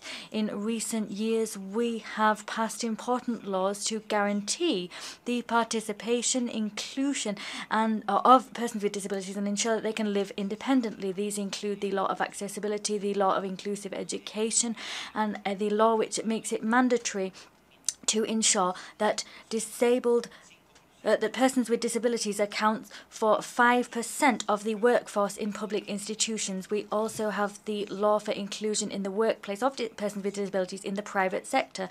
Moreover, we have a protocol which deals with and ensures access to justice on the part of persons with psychosocial disabilities.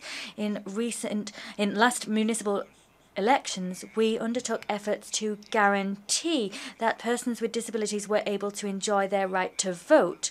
We ensured that voting was made accessible and provided tools to ensure that they could vote and implemented the postal voting mechanism. Regarding social protection of persons with disabilities living in poverty, I wish to indicate that our key program of conditional cash transfers now incorporates persons with disabilities and has done so indeed since 2005. This program has a rights-based approach and takes into account the specific needs of persons with disabilities. Moreover, we have recently broadened the coverage of this program, giving priority to persons with severe disabilities, whether these be intellectual, sensorial, or indeed multiple in nature. As far as public policies is concerned, I would point to the National Plan of Human Rights and the National Plan of Human Rights Education and the National Action Plan for the Rights of Persons with Disabilities 2015-2030. The Special Rapporteur, Ms. Catalina de Vandas, visited Paraguay last December, and she recognized in her report that she presented to the Human Rights Council that we had indeed made significant efforts and progress. We thank the rapporteur for her efforts in drawing up her reports, and we are grateful for the recommendations she issued to us. Chair, we are aware that we have major challenges to overcome in this field. Nevertheless, we are spurred on by the conviction that persons with disabilities are subjects of rights and are not mere charity cases.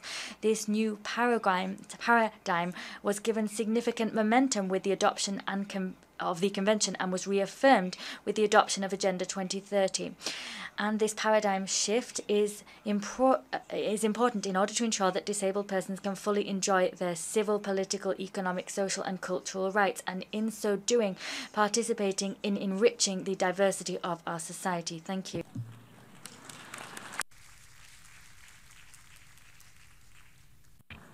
Muchas gracias, Excellency. Many thanks, Your Excellency. To Mrs. Gabriele Loskrung-Müller, Parliamentary State Secretary and member of German Bundestag. Madam, you have the floor. Yeah. Madam President, let me start by saying that Germany has stepped up its efforts to implement the CRPD over the last 2 years. This applies both to implementation at the national level and to our international cooperation. I will first give you a brief overview of the national disability policy projects and activities that were the focus of our work, especially in 2016. To start with, I would like to mention the Federal Participation Act. This act helped us to improve the lives of persons with disabilities. For example, persons with disabilities are no longer required to submit several applications to different benefit agencies. When they claim benefits, their partner's income is no longer taken into account, and we are creating new job opportunities in companies. The revision of the Federal Act on Equal Opportunities for Persons with Disabilities was another important milestone on our way. The changes will help to make sure that equal participation and accessibility will finally become a matter of course. Let me briefly highlight key elements of the revised law on equal opportunities for persons with disabilities. I'm talking about accessible communication. Together with Australia and Israel, Germany will organize a side event tomorrow at 3 p.m. in Room E. It will show different approaches to improving accessible communication and will focus on easy-to-read formats for persons with cognitive impairments and sign language for deaf persons. I would like to warmly invite you to this event. Furthermore, we adopted a second national action plan to implement a CRPD in last year. More than 150 measures to complement the first national action plan. One field of action relates to international cooperation. Inclusion of persons with disabilities at home and in the partner countries of German international development cooperation is still a big challenge. We are facing this due to ongoing discrimination and exclusion of 1 billion persons living with disabilities worldwide. Leave no one behind is not just a slogan. The CRPD committee reminded all of us that we should adapt our monitoring systems. We know that this is a joint task we can only deal with internationally. Germany, therefore, welcomes the introduction of a new policy marker for inclusion. This statistical instrument is necessary for ensuring that human rights in general and the inclusion of persons with disabilities in particular are measured. One important element on social dimension of the 2030 agenda are human rights and their protection. The German government firmly believes that strengthening human rights, including the right of persons with disabilities and their organizations, is important for achieving the Sustainable Development Goals. This also implies to acknowledge that multiple forms of discrimination increase the risk of poverty. Representation is key at both local and international levels. Girls and women with disability tend to be underrepresented in many organizations. Also, they often face double discrimination. We, therefore, would like to encourage a more equal representation of women in CRPD committee. So, thank you for your attention.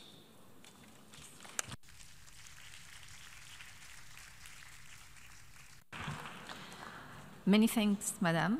And now I give the floor to Her Excellency Mrs. Vilma Silaliene, Vice Minister of Social Security and Labor from Lithuania. Excellency, you have the floor. Thank you. Madam President, ladies and gentlemen, Lithuania ratified the Convention of the Rights of Persons with Disabilities and its optional protocol in 2010 and has since taken measures to ensure its effective implementation and to guarantee quality life for persons with disabilities. Lithuania's first implementation report was submitted in April 2016. The CRPD gave positive evaluation to Lithuania for public awareness raising aimed at changing negative attitudes and stereotypes associated with disabilities. In line with the recommendation, Lithuania drafted amendment to the law on parliament election and law on referendum permitting voting for persons with disabilities were able electronic voting systems. NGOs were directly involved in the elaboration of National Program for Social Integration of Persons with Disabilities 2013-2019, which aims to improve the quality of life of persons with disabilities through provision of social rehabilitation services, development of mobility and independent life skills, publishing and distribution of periodicals and information publication, and support to the activities of associations of persons with disabilities. The Lithuanian government attaches great importance to the role of civil society, including NGOs of persons with disabilities. In line with this approach, government program focuses in particular on social integration, promotion of NGOs, and strengthening of communities those directly benefit associations of persons with disabilities. It also prioritized the inclusion of NGOs into all institutional forms of partnership at all levels and in all stages. Following the recommendations of the committee to include from the very first stages the organizations of persons with disabilities into the process of adoption of all relevant political decisions in all sectors, last year we amended the law on social integration of persons with disabilities. According to this law, the main task for the Council of Affairs of Persons with Disabilities is that of a public advisory body discussing matters of social integration of persons with disabilities and submitting proposals to Lithuanian government, ministries, state and municipal bodies and institutions on the policy of social integration of persons with disabilities. To ensure that NGOs of persons with disabilities can participate in all processes of the adoption of decisions relevant for the disabled, representatives of these organizations are invited to join relevant working group drafting legislation on the implementation of the convention. This year, NGO representatives took very active part in working group to draft legislation on the implementation of Point A, Article 29 of the convention. Ladies and gentlemen, we believe that the policy on inclusion of persons with disabilities will be effective only if persons with disabilities and their representative organizations can share their perspectives and experiences and are fully included in all decision making. Thank you for your attention.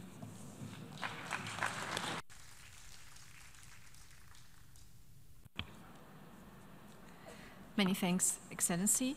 And now I give the floor to Her Excellency Mrs. Andrietta Ipeleng Bugopana Zulu, Deputy Minister of Social Development from South Africa. Excellency, you have the floor. Thank you very much, Madam President. Allow me to bring the greetings of President Zuma, the government and the people of the Republic of South Africa. I would like to thank you and the members of the Bureau for the excellent work done in preparation for this conference. My delegation has in the past derived significant inspiration from the informative and insightful information shared at the annual Conference of State Parties to the Convention on the Rights of Persons with Disabilities. The Convention has built a critical mass internationally by disrupting the business as usual paradigm. We believe this year's focus area will once again provide an invaluable platform for delegates to inspire one another to accelerate the pace of implementation of the convention at a national level. Every now and then, a man's mind is stretched by a few ideas or sensations and never shrinks back to its former dimension, said Waddell Holmes Sr. South Africa is this year taking stock on how far we have come in making the 10th anniversary of us ratifying the convention and its optional protocol. Chairperson, the democratic South Africa has a proud legacy of advancing the self-representation. As such, our national as well as 8 of our 9 provinces' disability rights coordinating mechanisms as envisaged in Article 33 of the CRPD are led by persons with disabilities themselves. The country's Minister of Justice and Correctional Services, the Deputy Minister responsible for defense and military veterans, the Deputy Minister of Social Development, the Free State Provincial Minister of Health, 12 of members of Parliament in the National Assembly and the National Council of Provinces, as well as more than 100 councillors in the local government have disabilities. As we commemorate International Albinism Awareness Day today, we all know that persons with albinism are often noticed by many but truly seen by very few. I'm therefore proud to report that persons with albinism are represented on the Presidential Working Group on Disability chaired by President Zuma himself, providing persons with albinism with access to the highest decision-making level in the country. These are but some examples of giving life to our commitment to self-representation. Our next step is institutionalizing this right beyond gentleman's agreement and goodwill, taking it amongst others into law. South Africa is therefore inviting delegates to join us at the side event on From Policy to Action, Institutionalizing the Right to Self-Representation in Committee Room 12, which we will on the 15th, 8 o'clock to 9:30, which we are co-hosting with the China, Zimbabwe, and the International Disability Alliance. Madam President, the South African Constitution makes provision on most of the rights highlighted in the Convention. However, whilst we have passed legislation that requires that all administrative actions are lawful, reasonable, and procedurally fair, implementation of our good policies sometimes falls short. We will forever be reminded that had we paid more attention to the administrative justice and the credo of the 2030 Sustainable Development Agenda to leave no one behind, we could have avoided the Isidimeni tragedy in which more than 100 persons with psychosocial and or severe intellectual disabilities passed away in 2016 as a result of poor implementation of a policy that complies with the Convention. I'm humbled to report that measures have since been put in place to ensure that these human rights violations never happen again. Chairperson, we reported last year that the South African government has released the country's new national disability rights policy at the end of 2015. We have, as part of this process, commenced with piloting the Disability Inequality Index developed over the past 3 years with the support of the United Nations Partnership on the Rights of Persons with Disabilities. The Disability Inequality Index potentially provides us with a strategic quick scan on progress being made, narrowing the inequality gap between persons with disabilities and persons without disabilities. We welcome partnerships to consult on and pilot this work so that the index can find a home in the international arena alongside the Human Development Index and the Gender Inequality Index. The recently established Advisory Group on Disability Statistics under the auspices of our National Statistics Office, headed by the Statistician General himself, has prioritized the standardization of the measures of disability across administrative data to guide the development of disability inclusive and disaggregated statistics. Madam Chairperson, collaboratively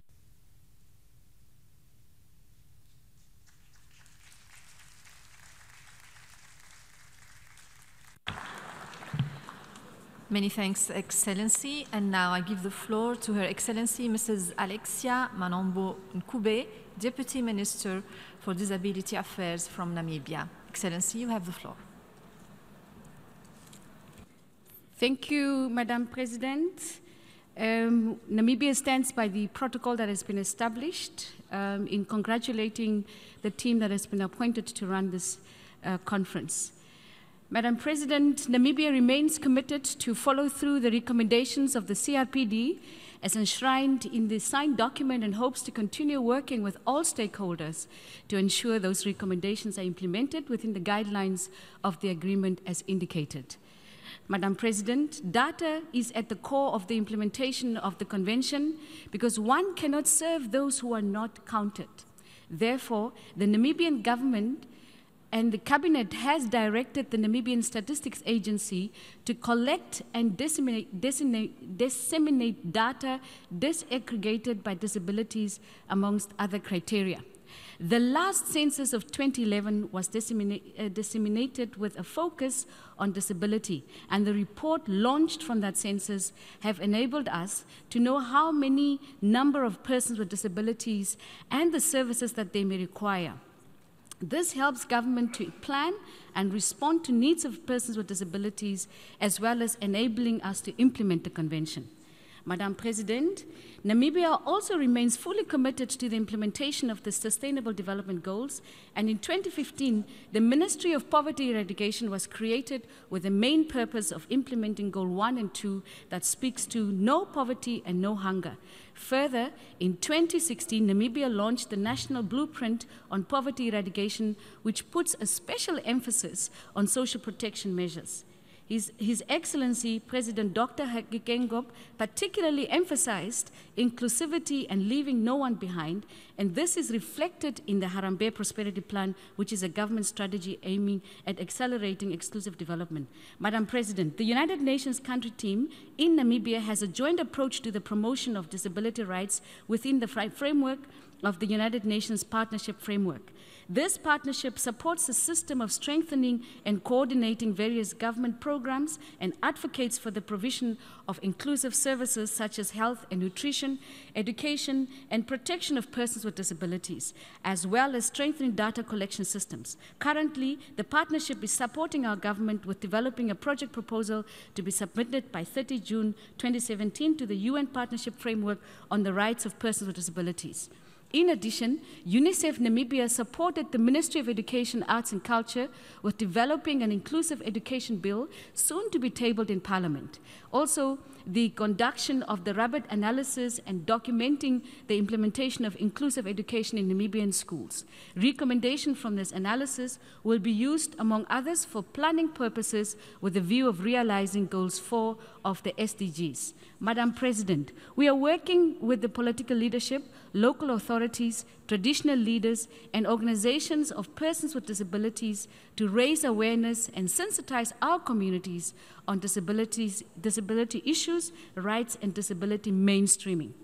Madam President, our biggest challenge as a nation remains the combating of stereotypes and misconceptions around disability. Another major challenge is limited financial and human capital in implementing programs and projects. As such, Namibia greatly relies on Goal 17 of the SDGs on global partnerships. I therefore hope that the international community will forge together in the implementation of the CRPD, creating an everlasting positive impact on persons with disabilities globally and ensuring sustainable development for persons with disabilities. I thank you.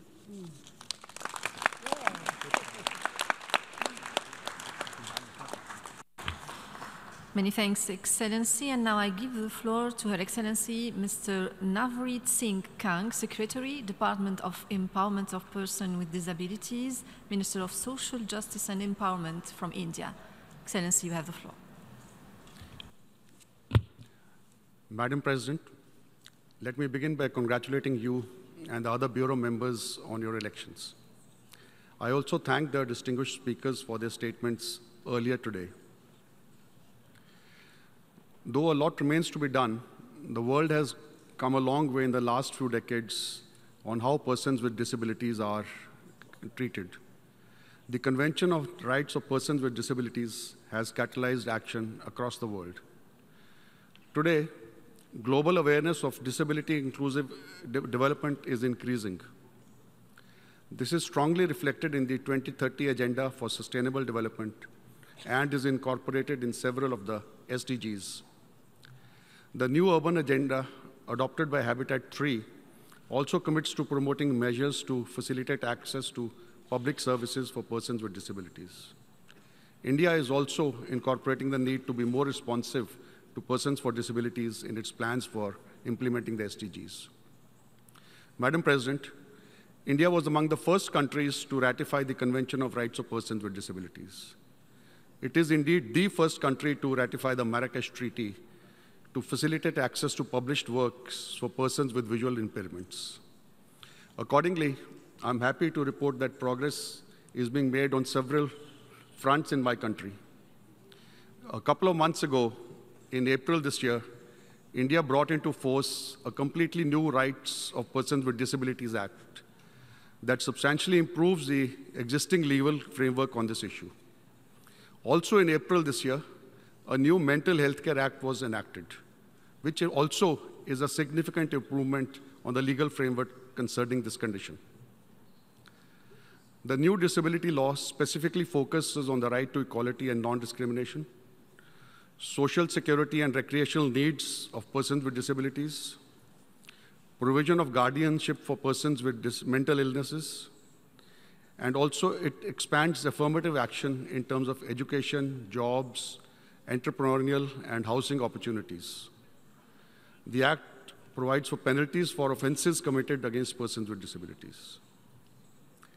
The Government of India has also launched the Accessible India campaign, a flagship program to create barrier-free environment for persons with disabilities. The campaign targets the creation of accessible and inclusive physical infrastructure, transportation systems, and information and communication technology ecosystems. The new Mental Health Care Act also provides healthcare services for those diagnosed with mental illnesses and protects them from discrimination. This landmark act decriminalizes suicide and focuses at rehabilitation of persons rather than penalizing those with mental illnesses. The Prime Minister of India, in his recent conversation with the nation, also spoke at length about the issue of depression and set out a holistic and evolved perspective on mental health. He also stressed the importance of yoga for mental well-being.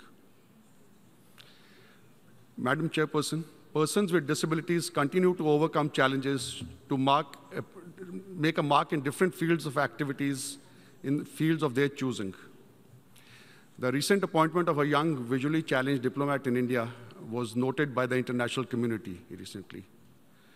The last year's Paralympic Games provided the Indian contingent with their best ever showing. Indian sportspersons have been making waves in a range of sports from chess to cricket. Madam President, poverty and disability are closely interlinked. The ongoing fast and inclusive economic growth in countries like India has contributed significantly to address the hardships and challenges faced by persons with disabilities.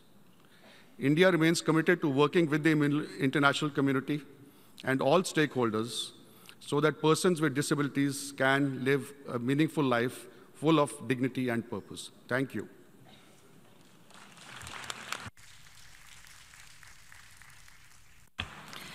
Many thanks, Excellency. And now I give the floor to Her Excellency Mrs. Jamila Afghani, Deputy Minister, Ministry of Labour, Social Affairs, Martyrs, and Disabled of Afghanistan. Excellency, you have the floor. Madam President, Excellencies, ladies and gentlemen, it's a great pleasure and honor to be in the 10th session of Conference of State of Parties to the Convention on the Right of Persons with Disabilities, focusing on the very important theme of inclusion and full participation of persons with disability and their representative organization and the implementation of the Convention. Dear Chairperson, nearly 4 decades of conflict and violence have destroyed the social fabric of Afghanistan. One of the main consequences of the protracted conflict has been disability for a large number of Afghans. Several have lost their limbs due to landmine. Many have suffered disability as a result of ongoing conflict and violence. Some have acquired impairment from birth due to inadequate health care, congenital diseases, and malnutrition. And also, we have disability that can be prevented easily, but due to conflict, it has become a hurdle on our way. As well as learning disability, which seldom receive adequate attention due to the stigma attached to the mental illness in Afghan society. Based on the social protection strategy and national risk and vulnerability assessment, people with disability continues to undergo heavy challenges like little access to public services, negative attitude from society, unemployment, and physical accessibility challenges. In the past 2 years, the National Unity Government of Afghanistan has made several achievements that ensure a few are highlighted here. Amendment of National Law of Right of Person with Disability in order to stop discrimination and make national law in line with the International Convention. Paying pension for 240,000 of disabled pensioners through bank accounts in order to bring transparency and reduce corruption. Establishment of one-stop shop within the system in order to reduce bureaucracy. The National Action Plan for the Person with Disability is under consideration, which will push all other actors and government bodies to provide assistance and support to this population. The National Disability Survey is underway. The survey will provide accurate data on the needs and the services to be provided for the person with disability. We have conducted high-level advocacy and awareness from public to high government official leaders. Development of economic empowerment program on national level, and especially with a special focus on women and girls with having disability.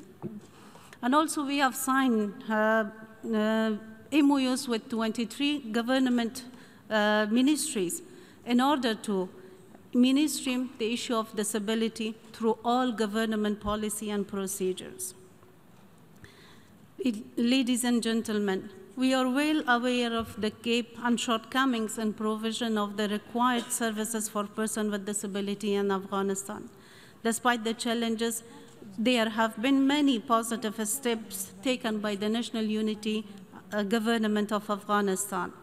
The current situation and lack of possibilities in the country for persons with disabilities call for urgent support of government as well as national and international community. We, as a member state, affirm our commitment to the full implementation of UN CRPD. Thank you.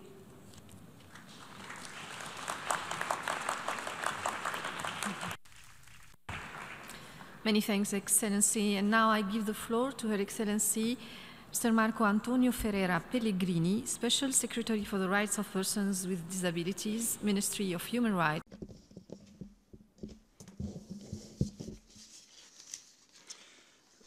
President, Secretary, the President of the Committee on the Rights of People with Disabilities, members of the delegation, and ladies and gentlemen, Brazil has been working towards the regulation and implementation of the commitments made when of the ratification of the Convention on the Rights of People with Disabilities, as well as recommendations received by the Committee on the Rights of Persons with Disabilities in order to ensure the exercise of the political rights of people with disabilities. We count on communications and architectural accessibility throughout the electoral process. The number has been growing of people with disabilities in the legislative, executive, and the judiciary. The Brazilian law of inclusion, which went into effect in 2016, counted with the active participation of the civil movement of people with disabilities in its elaborations. The law implements public policies under the convention. The Brazilian government improved the process of delivery of orthotics and prosthetics of quality with universal coverage and free of cost. It's ongoing under the program, 175 medical care cases in the next 18 months with investments of approximately $160 million. We elaborated the national plan to confront violence against people with disabilities based in good practices developed in state governments. The plan, which is being launched, improves the methodology of recording cases of violence against people with disability, enables public agents, and creates specialized police commissions. Important tools for the implementations of policies that are being tested as the model, like the model of biopsychosocial assessment of the disability, which humanizes and simplifies access to services and benefits. The information of users of a service of medical care are being consolidated in one unique system. We establish quotes for people with deficiencies, and the federal public universities we created. We are regulating an inclusion grant program to encourage entry to the labor market with people with disabilities already enrolled in the conditional income program as a way to keep and improve the excellent results of the Brazilian para sports. We expanded the resources allotted to a Paralympic Committee on the federal lottery. This and other measures based on the human rights demonstrate that the Brazilian government and the civil movement for people with deficiency together build a society more and more inclusive that transforms diversity and opportunities. Thank you very much. Excellency, and now I give the floor to Her Excellency Mrs. Anastasia Oseretny, Deputy Minister of Labor, Social Protection and Family from Moldova. Excellency, you have the floor. Madam Chair and country delegates, I'm honored to take floor at this August conference. The Republic of Moldova had ratified the UN Convention on the Rights of Persons with Disabilities in 2010, showing the commitment to develop and promote the policies in the field of social inclusion of persons with disabilities and the adjustment of the national legislation in the field of disability to international legal provisions. The ratification of the Convention has meant a significant change in the field of disability in the Republic of Moldova. The Convention introduced a new concept approach, addressing persons with disability not only from the perspective of social protection and health conditions, but first of all, from the perspective of human rights and social inclusion, recognizing the human value of this category of persons, providing that they are enjoying the same civil, political, and cultural rights as other citizens. Since 2010, a number of legislative acts and norms have been developed and approved, regulating the reforming process in this field. The approved acts include the Strategy on Social Inclusion of Persons with Disabilities and the Law on Social Inclusion of Persons with Disabilities. And various types of social services for persons with disabilities have been regulated and developed. Thus, the efforts of the state are aimed at integrating the model of human rights in the legislative and regulatory acts as to ensure the observance of the rights and the social inclusion of persons with disabilities.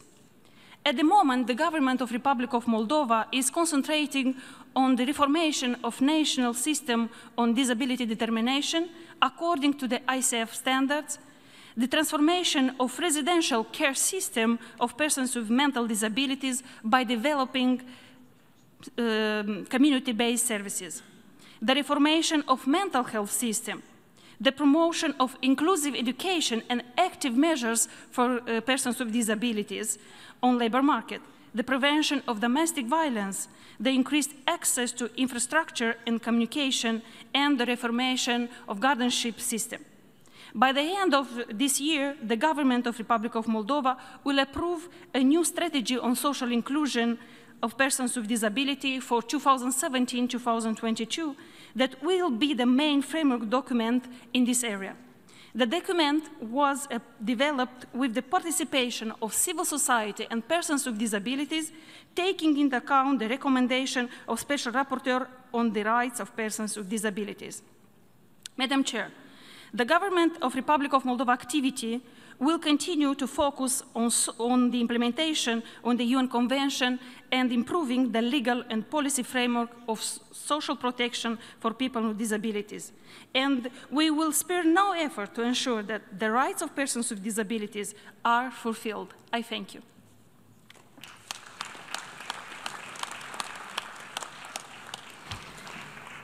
Many thanks, Excellency. And now I give the floor to Her Excellency Mr. Grigori Lekarev, Deputy Minister of Labor and Social Protection from the Russian Federation. Excellency, you have the floor.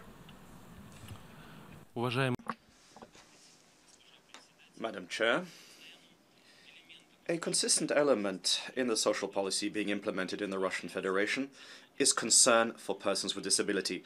It is targeted on affording them equal rights with other citizens and enjoying all categories of human rights. Over the 5 years since the ratification by the Russian Federation of the Convention, we have achieved quite a lot. A comprehensive analysis and fine-tuning of Russian legislation to incorporate into it the Convention's provisions on an obstacle-free environment, inclusivity and reasonable adaptation has been carried out. Legislation on the rights of persons with disability has been improved in 20 important fields, spanning from education, culture, transport, employment, and sport. Now, more than 40 federal and 750 regional laws have been amended. Since 2011, there has been a gradual implementation of the government program on an accessible environment aimed at creating, throughout the country, an obstacle-free living conditions for persons with disability. This program will run through to 2020. Its main objective is to enable persons with disability to live an independent life. There has been a 3.5-fold, up to 50% increase in the number of accessible priority facilities. There has been a 4.5-fold, up to 20.8% in the number of educational organizations with a universal obstacle-free environment for the education of children with disabilities. Since July 2016, there has been a strictly monitored requirement regarding a ban on constructing and the commissioning of infrastructure and transport facilities not accessible to persons with a disability. Now, there's a federal program on subtitling Russian national channels, and it's been expanded to region channels. All official national and local government websites must include versions for the sight impaired. Now, this is important for our 240,000 citizens with impaired vision. Now, in accordance with Federal Law 419, cinemas must now screen material with subtitling, and there has to be signing of domestic films. Now, the Russian Federation devotes heightened attention to the issue of persons with disabilities employment. Now, the government has endorsed a plan of action to increase up to 15% the share of employed working-age people with disabilities. Now, concrete obligations will be included for employment agencies and entrepreneurs on assisting the employment of persons with disabilities. Over the past years, we have completed the creation of a new system of statistical indicators to assess the level of achievement of the most important provisions of the Convention. To this end, changes to 49 existing statistical indicators have been made. Now, the list of monitoring indicators includes close to 250 parameters. In 2017, in the Russian Federation, a federal online registry of persons with disability has been brought online to provide each person with disability with a private office to assist them with obtaining services. Now, Madam Chair, by way of conclusion, I should like to touch on the topic of non-discrimination against persons with disabilities. I believe that all those present here are aware of the fact that Russian Paralympians were not allowed to participate in the Paralympics in Rio de Janeiro in 2016. Now, despite explanations that this decision is the result of the need to clean up sport, we cannot but qualify this as a politically motivated action, and we hope that fairness and justice will prevail and Russian Paralympians will be able to, in 2018, compete in the Pyeongchang Games in Korea. Thank you.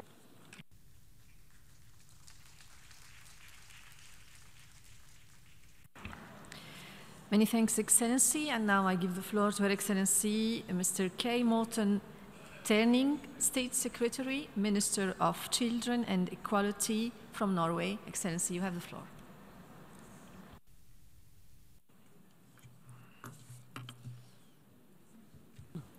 Boys and girls with disabilities shall have opportunities for personal development, participation, and self-realization on an equal basis with others. The Norwegian government has taken several steps to improve the opportunities of disabled persons and organizations to promote their interests. These include legal measures and financial support. Norway also supports disabled persons' organizations in developing countries. Share.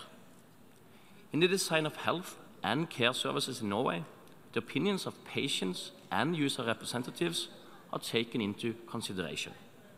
The Norwegian Social Service offers services and benefits based on capabilities and needs of the individual user. This is achieved by active user involvement. Norwegian law requires that persons with disabilities are consulted in matters of interest at the local level. This applies to physical access and other initiatives to counter discrimination based on disability. Our ambition with regard to accessibility for persons with disabilities are high. We plan to make all state-owned buildings universally designed by 2025. Furthermore, all websites for public use shall be universally designed by 2019. More information on measures taken to implement the CRPD is available in Norway's report to the CRPD Committee. We strongly encourage all state parties to submit timely reports to the committee and involve disabled persons' organizations in the reporting process. Chair, Norway contributes to implementing the CRPD and achieving SDGs through our foreign and development policies as well. For example, we have worked for increased focus on children with disabilities in the Global Partnership for Education. Norway will work to ensure that humanitarian policies also include persons with disabilities. Chair, every day, plans are made and decisions are taken that affect the way society develops. Inclusion and participation of those concerned is a guarantee for optimal results based on first-hand experience. This makes better societies for all of us. Thank you.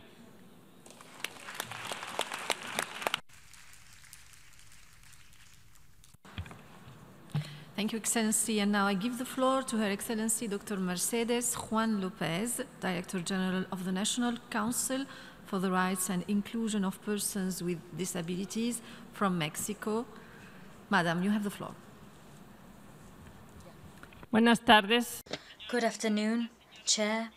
Ladies and gentlemen, the government of Mexico actively champions the universalization of the Convention on the Rights of Persons with a Disability and monitors its implementation on a year-by-year basis, and we promote substantive action in our country. The President Enrique Peña Nieto established the National System for the Inclusion of Persons with a Disability with the aim of guaranteeing that disabled persons were fully able to enjoy their rights through the fostering of a culture which saw disabled people able to actively participate in all areas of national life. Moreover, the National Conference of Governors established within it a commission for the development and inclusion of persons with a disability. With the overarching reform of the education system in our country, we saw the establishment of a new education model which guarantees effective access to an education of a high quality on the part of persons with a disability. This reform also recognizes the fact that many people have different capacities, rhythms and styles when it comes to learning, and this reform also established general criteria which were designed to ensure that the needs of disabled students were met and ensure that we move towards a more inclusive education system. When it comes to inclusion in the workplace, I would point to the publication of rules for equal work in the workplace and non-discrimination, and ensuring the safe access to jobs on the part of persons with disabilities. As regards access to justice, the Supreme Court of Justice in Mexico presented the protocol for dealing with cases involving persons with a disability. This is a protocol to be adhered to by federal judges. Moreover, Mexico established a national system of information on disability. This provides for the registration of persons with a disability through the implementation of an identification instrument, and this forms part of a register of the beneficiaries using the social and health systems. I would recall that the government of Mexico submitted the candidacy of Minister Amalia Gamio-Rios to the Committee on the Rights of Persons with a Disability for the period 2019-2022. By way of conclusion, I'd like to say that on the 26th of April, the President of the Republic established the National Council of Agenda 2030 for Sustainable Development, and this is to oversee the implementation of public policies to ensure the development and full inclusion of persons with a disability. We are spearheading national efforts designed to mainstream disability issues into all aspects of life, and we are championing initiatives in order to ensure the full empowerment of this group. Many thanks indeed. Many thanks, Madam. And now I give the floor to Her Excellency Mrs. Maria Lourdes Trural de Jarabe, Undersecretary for Operations and Programs Group, Promotive Program, Department of Social Welfare and Development from Philippines. Madam, you have the floor. Thank you, Madam President. The promotion and protection of the rights of persons with disabilities and their inclusion in our development agenda have always been of high importance for the Philippines. We were among the first states which ratified the UN Convention on the Rights of Persons with Disabilities, and we are proud to say that our own Magna Carta for Persons with Disabilities marks its 25th anniversary this year. The Philippine Development Plan 2017 to 2022 ensures a disability-inclusive society where persons with disabilities will have greater access to programs and services. Initiatives under the plan include stricter implementation of disability-related policies and programs, such as better health care for persons with disabilities, including access to affordable rehabilitation services, and broader employment opportunities through facilitation programs. Last year, the Philippines held its first nationwide summit for persons with disabilities, where over 350 participating groups formulated recommendations for programs and services that would help them become productive members of society.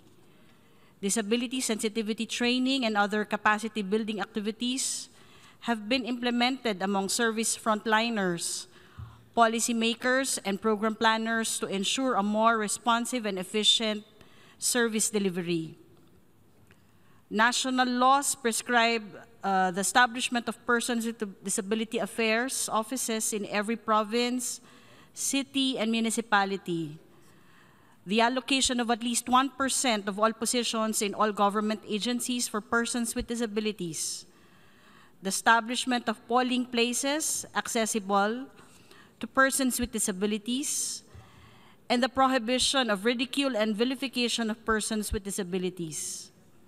We have also adopted an inclusive disaster risk reduction and management program that identified persons with disabilities as one of the vulnerable groups needing special attention before, during, and after a disaster. In 2016, more than 310,000 persons with disabilities living in the poorest of the poor households throughout the country were identified as beneficiaries of the Conditional Cash Transfer Program, making them eligible for social assistance, including monetary support, to meet their basic and immediate needs. The Philippines continues to work on the generation of disability-relevant data and the development of results-based monitoring and evaluation system, which are considered essential in advocacy work, policy development, and program planning. Madam Chair, we recognize the challenges in implementing the convention, but we believe that the continuous capacity building of all stakeholders will bring more participation in advocacy, implementation, and monitoring of the convention. We look forward to the roundtable discussions during the session, as well as the interactive dialogue between state parties and the UN system on how we can address the multiple discriminations persons with disabilities continue to face, and how their needs can be taken into account in the new urban agenda and in humanitarian actions. If we continue to commit to fully implement the Convention and Sustainable Development Goals 4, 8, 10, 11, and 17, we will achieve our 2030 vision of an inclusive and rights-based society where persons with disabilities are not left behind. Thank you.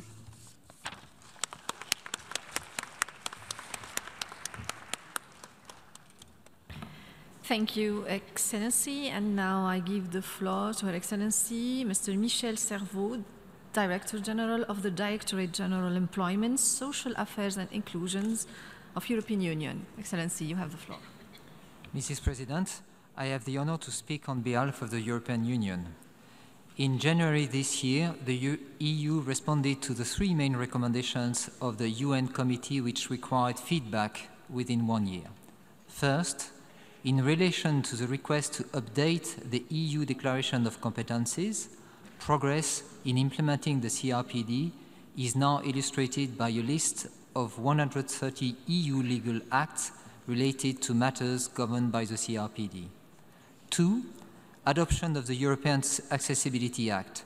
The proposal is now under negotiations. 3. Reviewing the composition of the EU monitoring framework.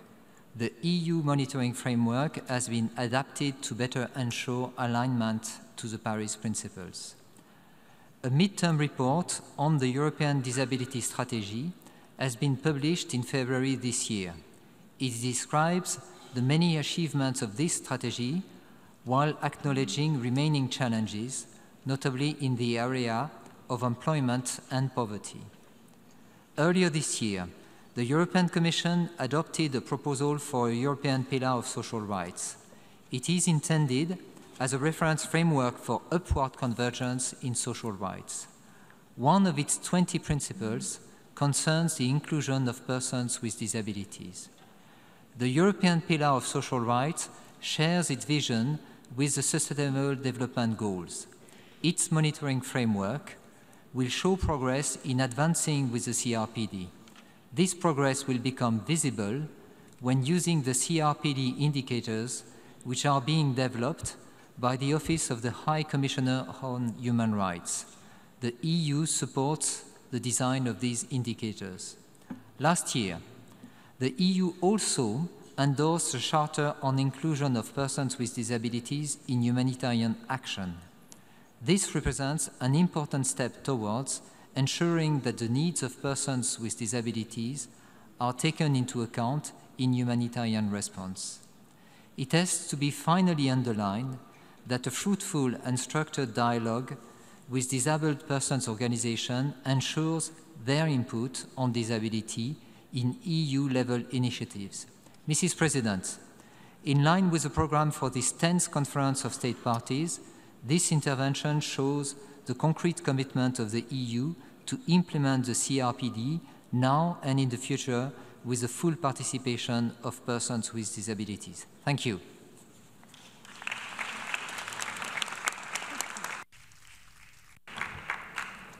Many thanks, Excellency. And now I give the floor to Her Excellency, Mrs. Anna Sofia Antunes, Secretary of State for the Inclusion of Persons with Disabilities from Portugal.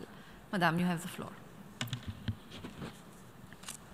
Senhora Presidente. Madam President, ladies and gentlemen, I have the honor to address you today on behalf of the Portuguese government, which is committed to promoting the rights of persons with disabilities.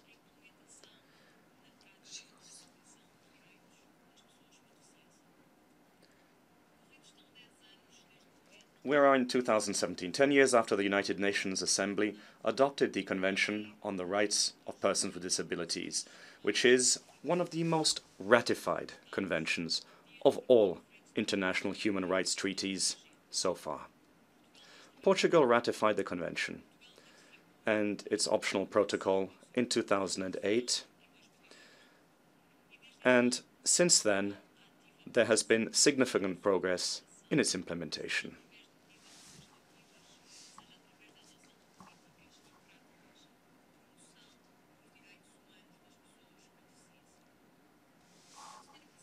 Madam President, as I've already stated last year in this room, the economic crisis and austerity measures to which Portugal was subject have had a negative impact on living conditions and the realization of the rights of persons with disabilities.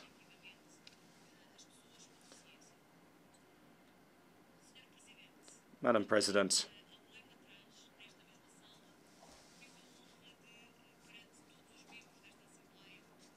a year ago, precisely during the general debate of the 9th session of the Conference of States Parties, I stated that Portugal was working on two major legislative projects: a social provision for inclusion and on a new model of support for independent living, never before implemented in my country.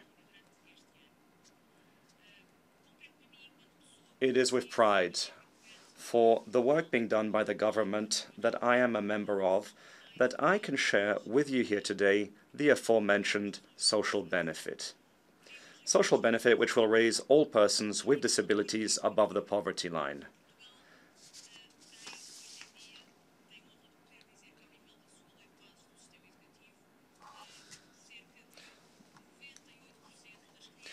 Portugal today has an integrating school, attended by about 98% of students with special needs. And this should be a reason for pride in our country. The group work has completed its task and has submitted to the respective tutelage a legislative proposal that establishes learning measures of support that allows each student to reach his potential, placing the educational intervention in the school and in the classroom for a multidisciplinary work involving family, teachers, and technicians.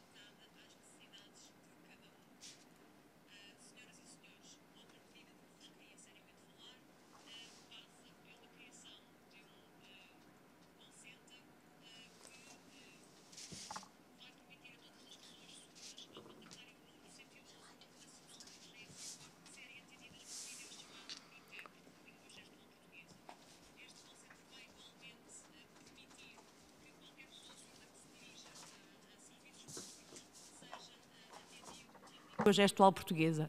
Estes são apenas dois exemplos que vos deixo. In Portuguese Sign Language, there are just two examples I wanted to point to, reaffirming Portugal's commitment to uphold the Convention on the Rights of Persons with Disability. I wish to state the fact that we are convinced that we will come back to you in a year to state that we have reached our desired objectives. Thank you. Many thanks, Excellency. And now I give the floor to Her Excellency Mrs. Suzanne Mochachi, Principal Secretary, State Department of Social Protection, Ministry of Labour, East African Community and Social Protection from Kenya. Excellency, you have the floor. Your Excellencies, distinguished delegates, ladies and gentlemen, I thank you for the opportunity to address this 10th session of the Conference of State Parties to the Convention on Rights of Persons with Disabilities.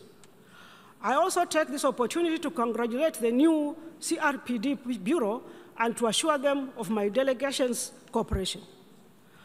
Today's theme, inclusion and full participation of persons with disabilities and their representative organizations in the implementation of the Convention, comes at an opportune moment for member states when we are in the initial stages of implementing the 2030 Agenda for Sustainable Development. For the estimated over 1 billion persons with disabilities across the world, it is imperative that the CRPD and the Sustainable Development Goals are implemented in tandem to ensure that we leave no one behind. Madam Chair, for Kenya, implementation of the provisions of the Convention has been through the medium-term plan of Kenya's Vision 2030 and is being implemented together with Sustainable Development Goals. I'm pleased to report that Kenya has offered herself for the voluntary review at the HLPF and will take place here in July at the United Nations. Madam Chair, the theme of this conference resonates with our aspirations at this moment in our country when organizations of persons with disabilities have come together to form a caucus that will work in partnership with the government on the implementation of SDGs, the CRPD, and our own development blueprint, the Vision 2030. The caucus will ensure that the implementation will improve the quality of life for our citizens with disabilities and is responsive to disability. Madam Chair, in 2015, Kenya was reviewed by the Committee on the Rights of Persons with Disabilities during its 14th session, and as a follow-up, Kenya developed and launched a national action plan to guide the implementation of the concluding observations and recommendations by the CRPD committee and the overall provisions of the Convention to actualize the rights of persons with disabilities. Madam Chair, the government of Kenya is in the process of developing the national strategy for implementation of disability mainstreaming. The important disability instrument is heavily consultative with state agencies, and organizations of persons with disabilities working together to ensure that the needs of PWDs are mainstreamed in all policies and programs. The country is reviewing the PWDs Act 2013, the Special Needs Education Policy, and other laws related to disability in order to conform with the spirit of the convention. Madam Chair, to address accessibility rights in Kenya, the government has developed and continues to implement laws, policies, and strategies and action plans that will require all actors in the transport and construction to comply with access requirements of PWDs as contemplated in the CRPD and envisaged by Goal 11 of the SDGs on inclusive, safe, and sustainable cities and human settlements. Madam Chair, Kenya is also pursuing policies and measures to address the housing needs of its citizens with disabilities who need to be provided with accessible and disability-friendly dwellings. In addition, Kenya is also reviewing its disaster response strategies with a view to recognizing and addressing the needs of PWDs in emergency situations. Madam Chair, to comply with Article 33 of the CRPD, Kenya has restructured its monitoring and reporting mechanisms and is prepared to submit regular reports to the CRPD committee as required. To strengthen this, DPOs have been trained and are involved in periodic evaluation by the Kenya National Commission on Human Rights and the National Gender and Equality Commission. Madam Chair, Kenya has embraced the multi-stakeholder and inclusive nature of UNCRPD, which we believe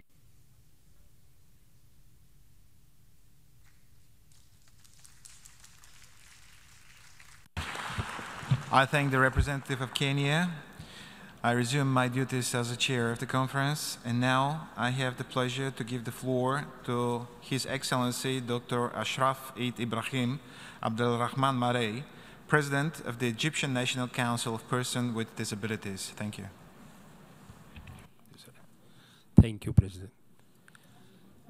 تحتفل اليوم بمرور 10 سنوات على إطلاق الاتفاقية الدولية لحقوق الأشخاص ذوي الإعاقة. Today we are celebrating the 10th anniversary on the Convention on the Rights of Persons with Disabilities. This reflects the international interest in the rights of this sector of the population, and they wish to listen to the representatives of this group, and this is unprecedented. In Egypt, we are attaching growing importance to the rights of persons with disabilities, notably following the revolution of January 2011.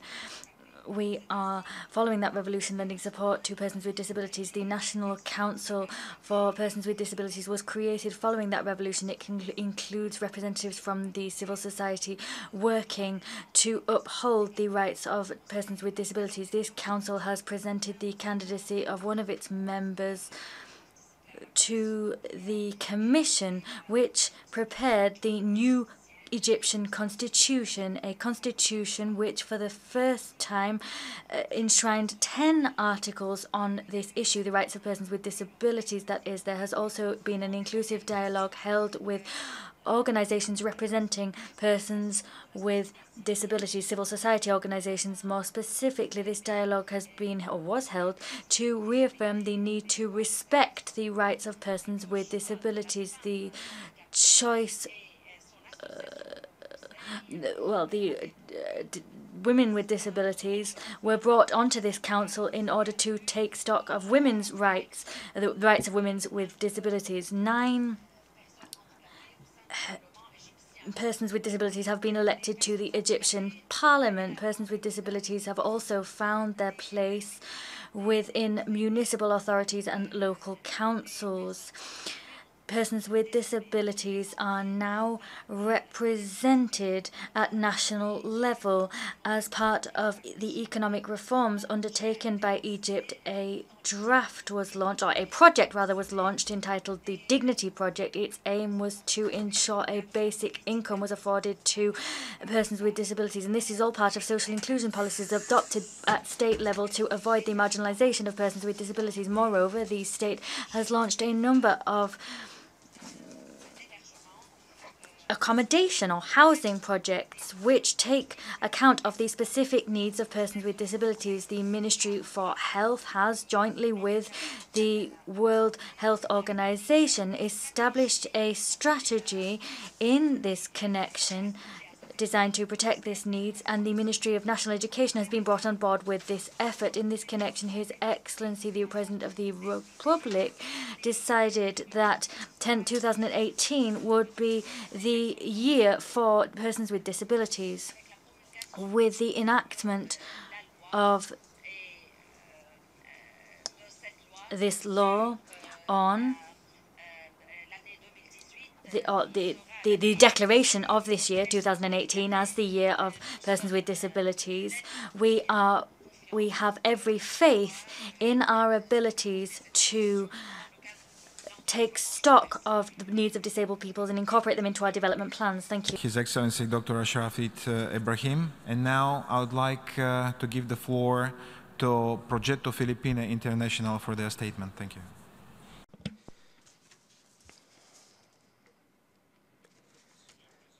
Mr. President, Excellencies, ladies and gentlemen, it is a great honor for me to be here at the 10th Conference of States Parties to the CRPD, representing the Progetto Filipide, an Italian sports program for persons on the autism spectrum. This 10th CRPD conference marks a special year for us, launching once again the message of the UN General Assembly's adoption of the CRPD. At the center of all efforts enshrined in the CRPD are the human rights of persons with disabilities, and I would like to specifically draw your attention to the content of Article 30 that reads, "The states parties recognize the right of persons with disabilities to participate on an equal basis with others in sports activities." And in particular, this is the mission of our association: to encourage and promote the participation to the fullest extent possible of persons with disabilities in mainstream sporting activities at all levels, to ensure that persons with disabilities have an opportunity to organize, develop, and participate in disability-specific sporting and recreational activities, and to this end, encourage the provision on an equal basis with others of appropriate means of instruction, training, and resources, to ensure that persons with disabilities have access to sports, recreational, and tourism venues, to ensure that children with disabilities have equal access with other children to participation in play, recreation, and leisure and sporting activities, including those activities in the school system, to ensure that persons with disabilities have access to services from those involved in the organization of recreational, tourism, leisure, and sporting activities. Progetto Filipide aims to move precisely in this direction, especially in the implementation of Articles 6 and 7 of the CRPD regarding respectively women and children with disabilities, considering that the incidence of autism is 3/4 less for women than it is for men, and thus more rare. I would like to highlight the new goals of Agenda 2030, in which the inclusion of persons with disabilities will positively impact those countries in which individuals are strongly supported in exercising their rights. With the approval of a European project in the framework of Erasmus Plus for the nonprofit sport event program this year, we will be offering the Filipida sports methodology to 12 European countries at the closing event in Rome from 8 to 10 September 2017. With even greater strength, I would like to say that the unique and specific nature of this type of disability, which can destabilize the family nucleus, be a priority for the right to practice, promote, and develop sports programs dedicated to persons with autism, with an approach based on the respect of their human rights, which is the vital underlying contribution of the CRPD.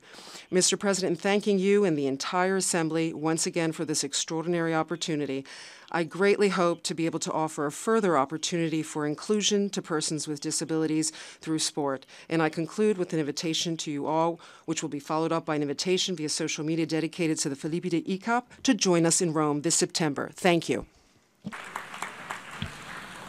I'd like to thank the representative of Progetto Filipino International.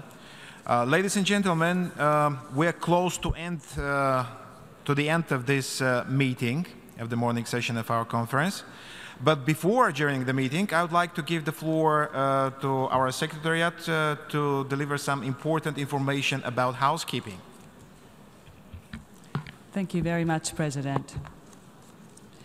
This year, over 80 side events to the conference have been organized by state parties and other stakeholders, UN agencies, civil society organizations.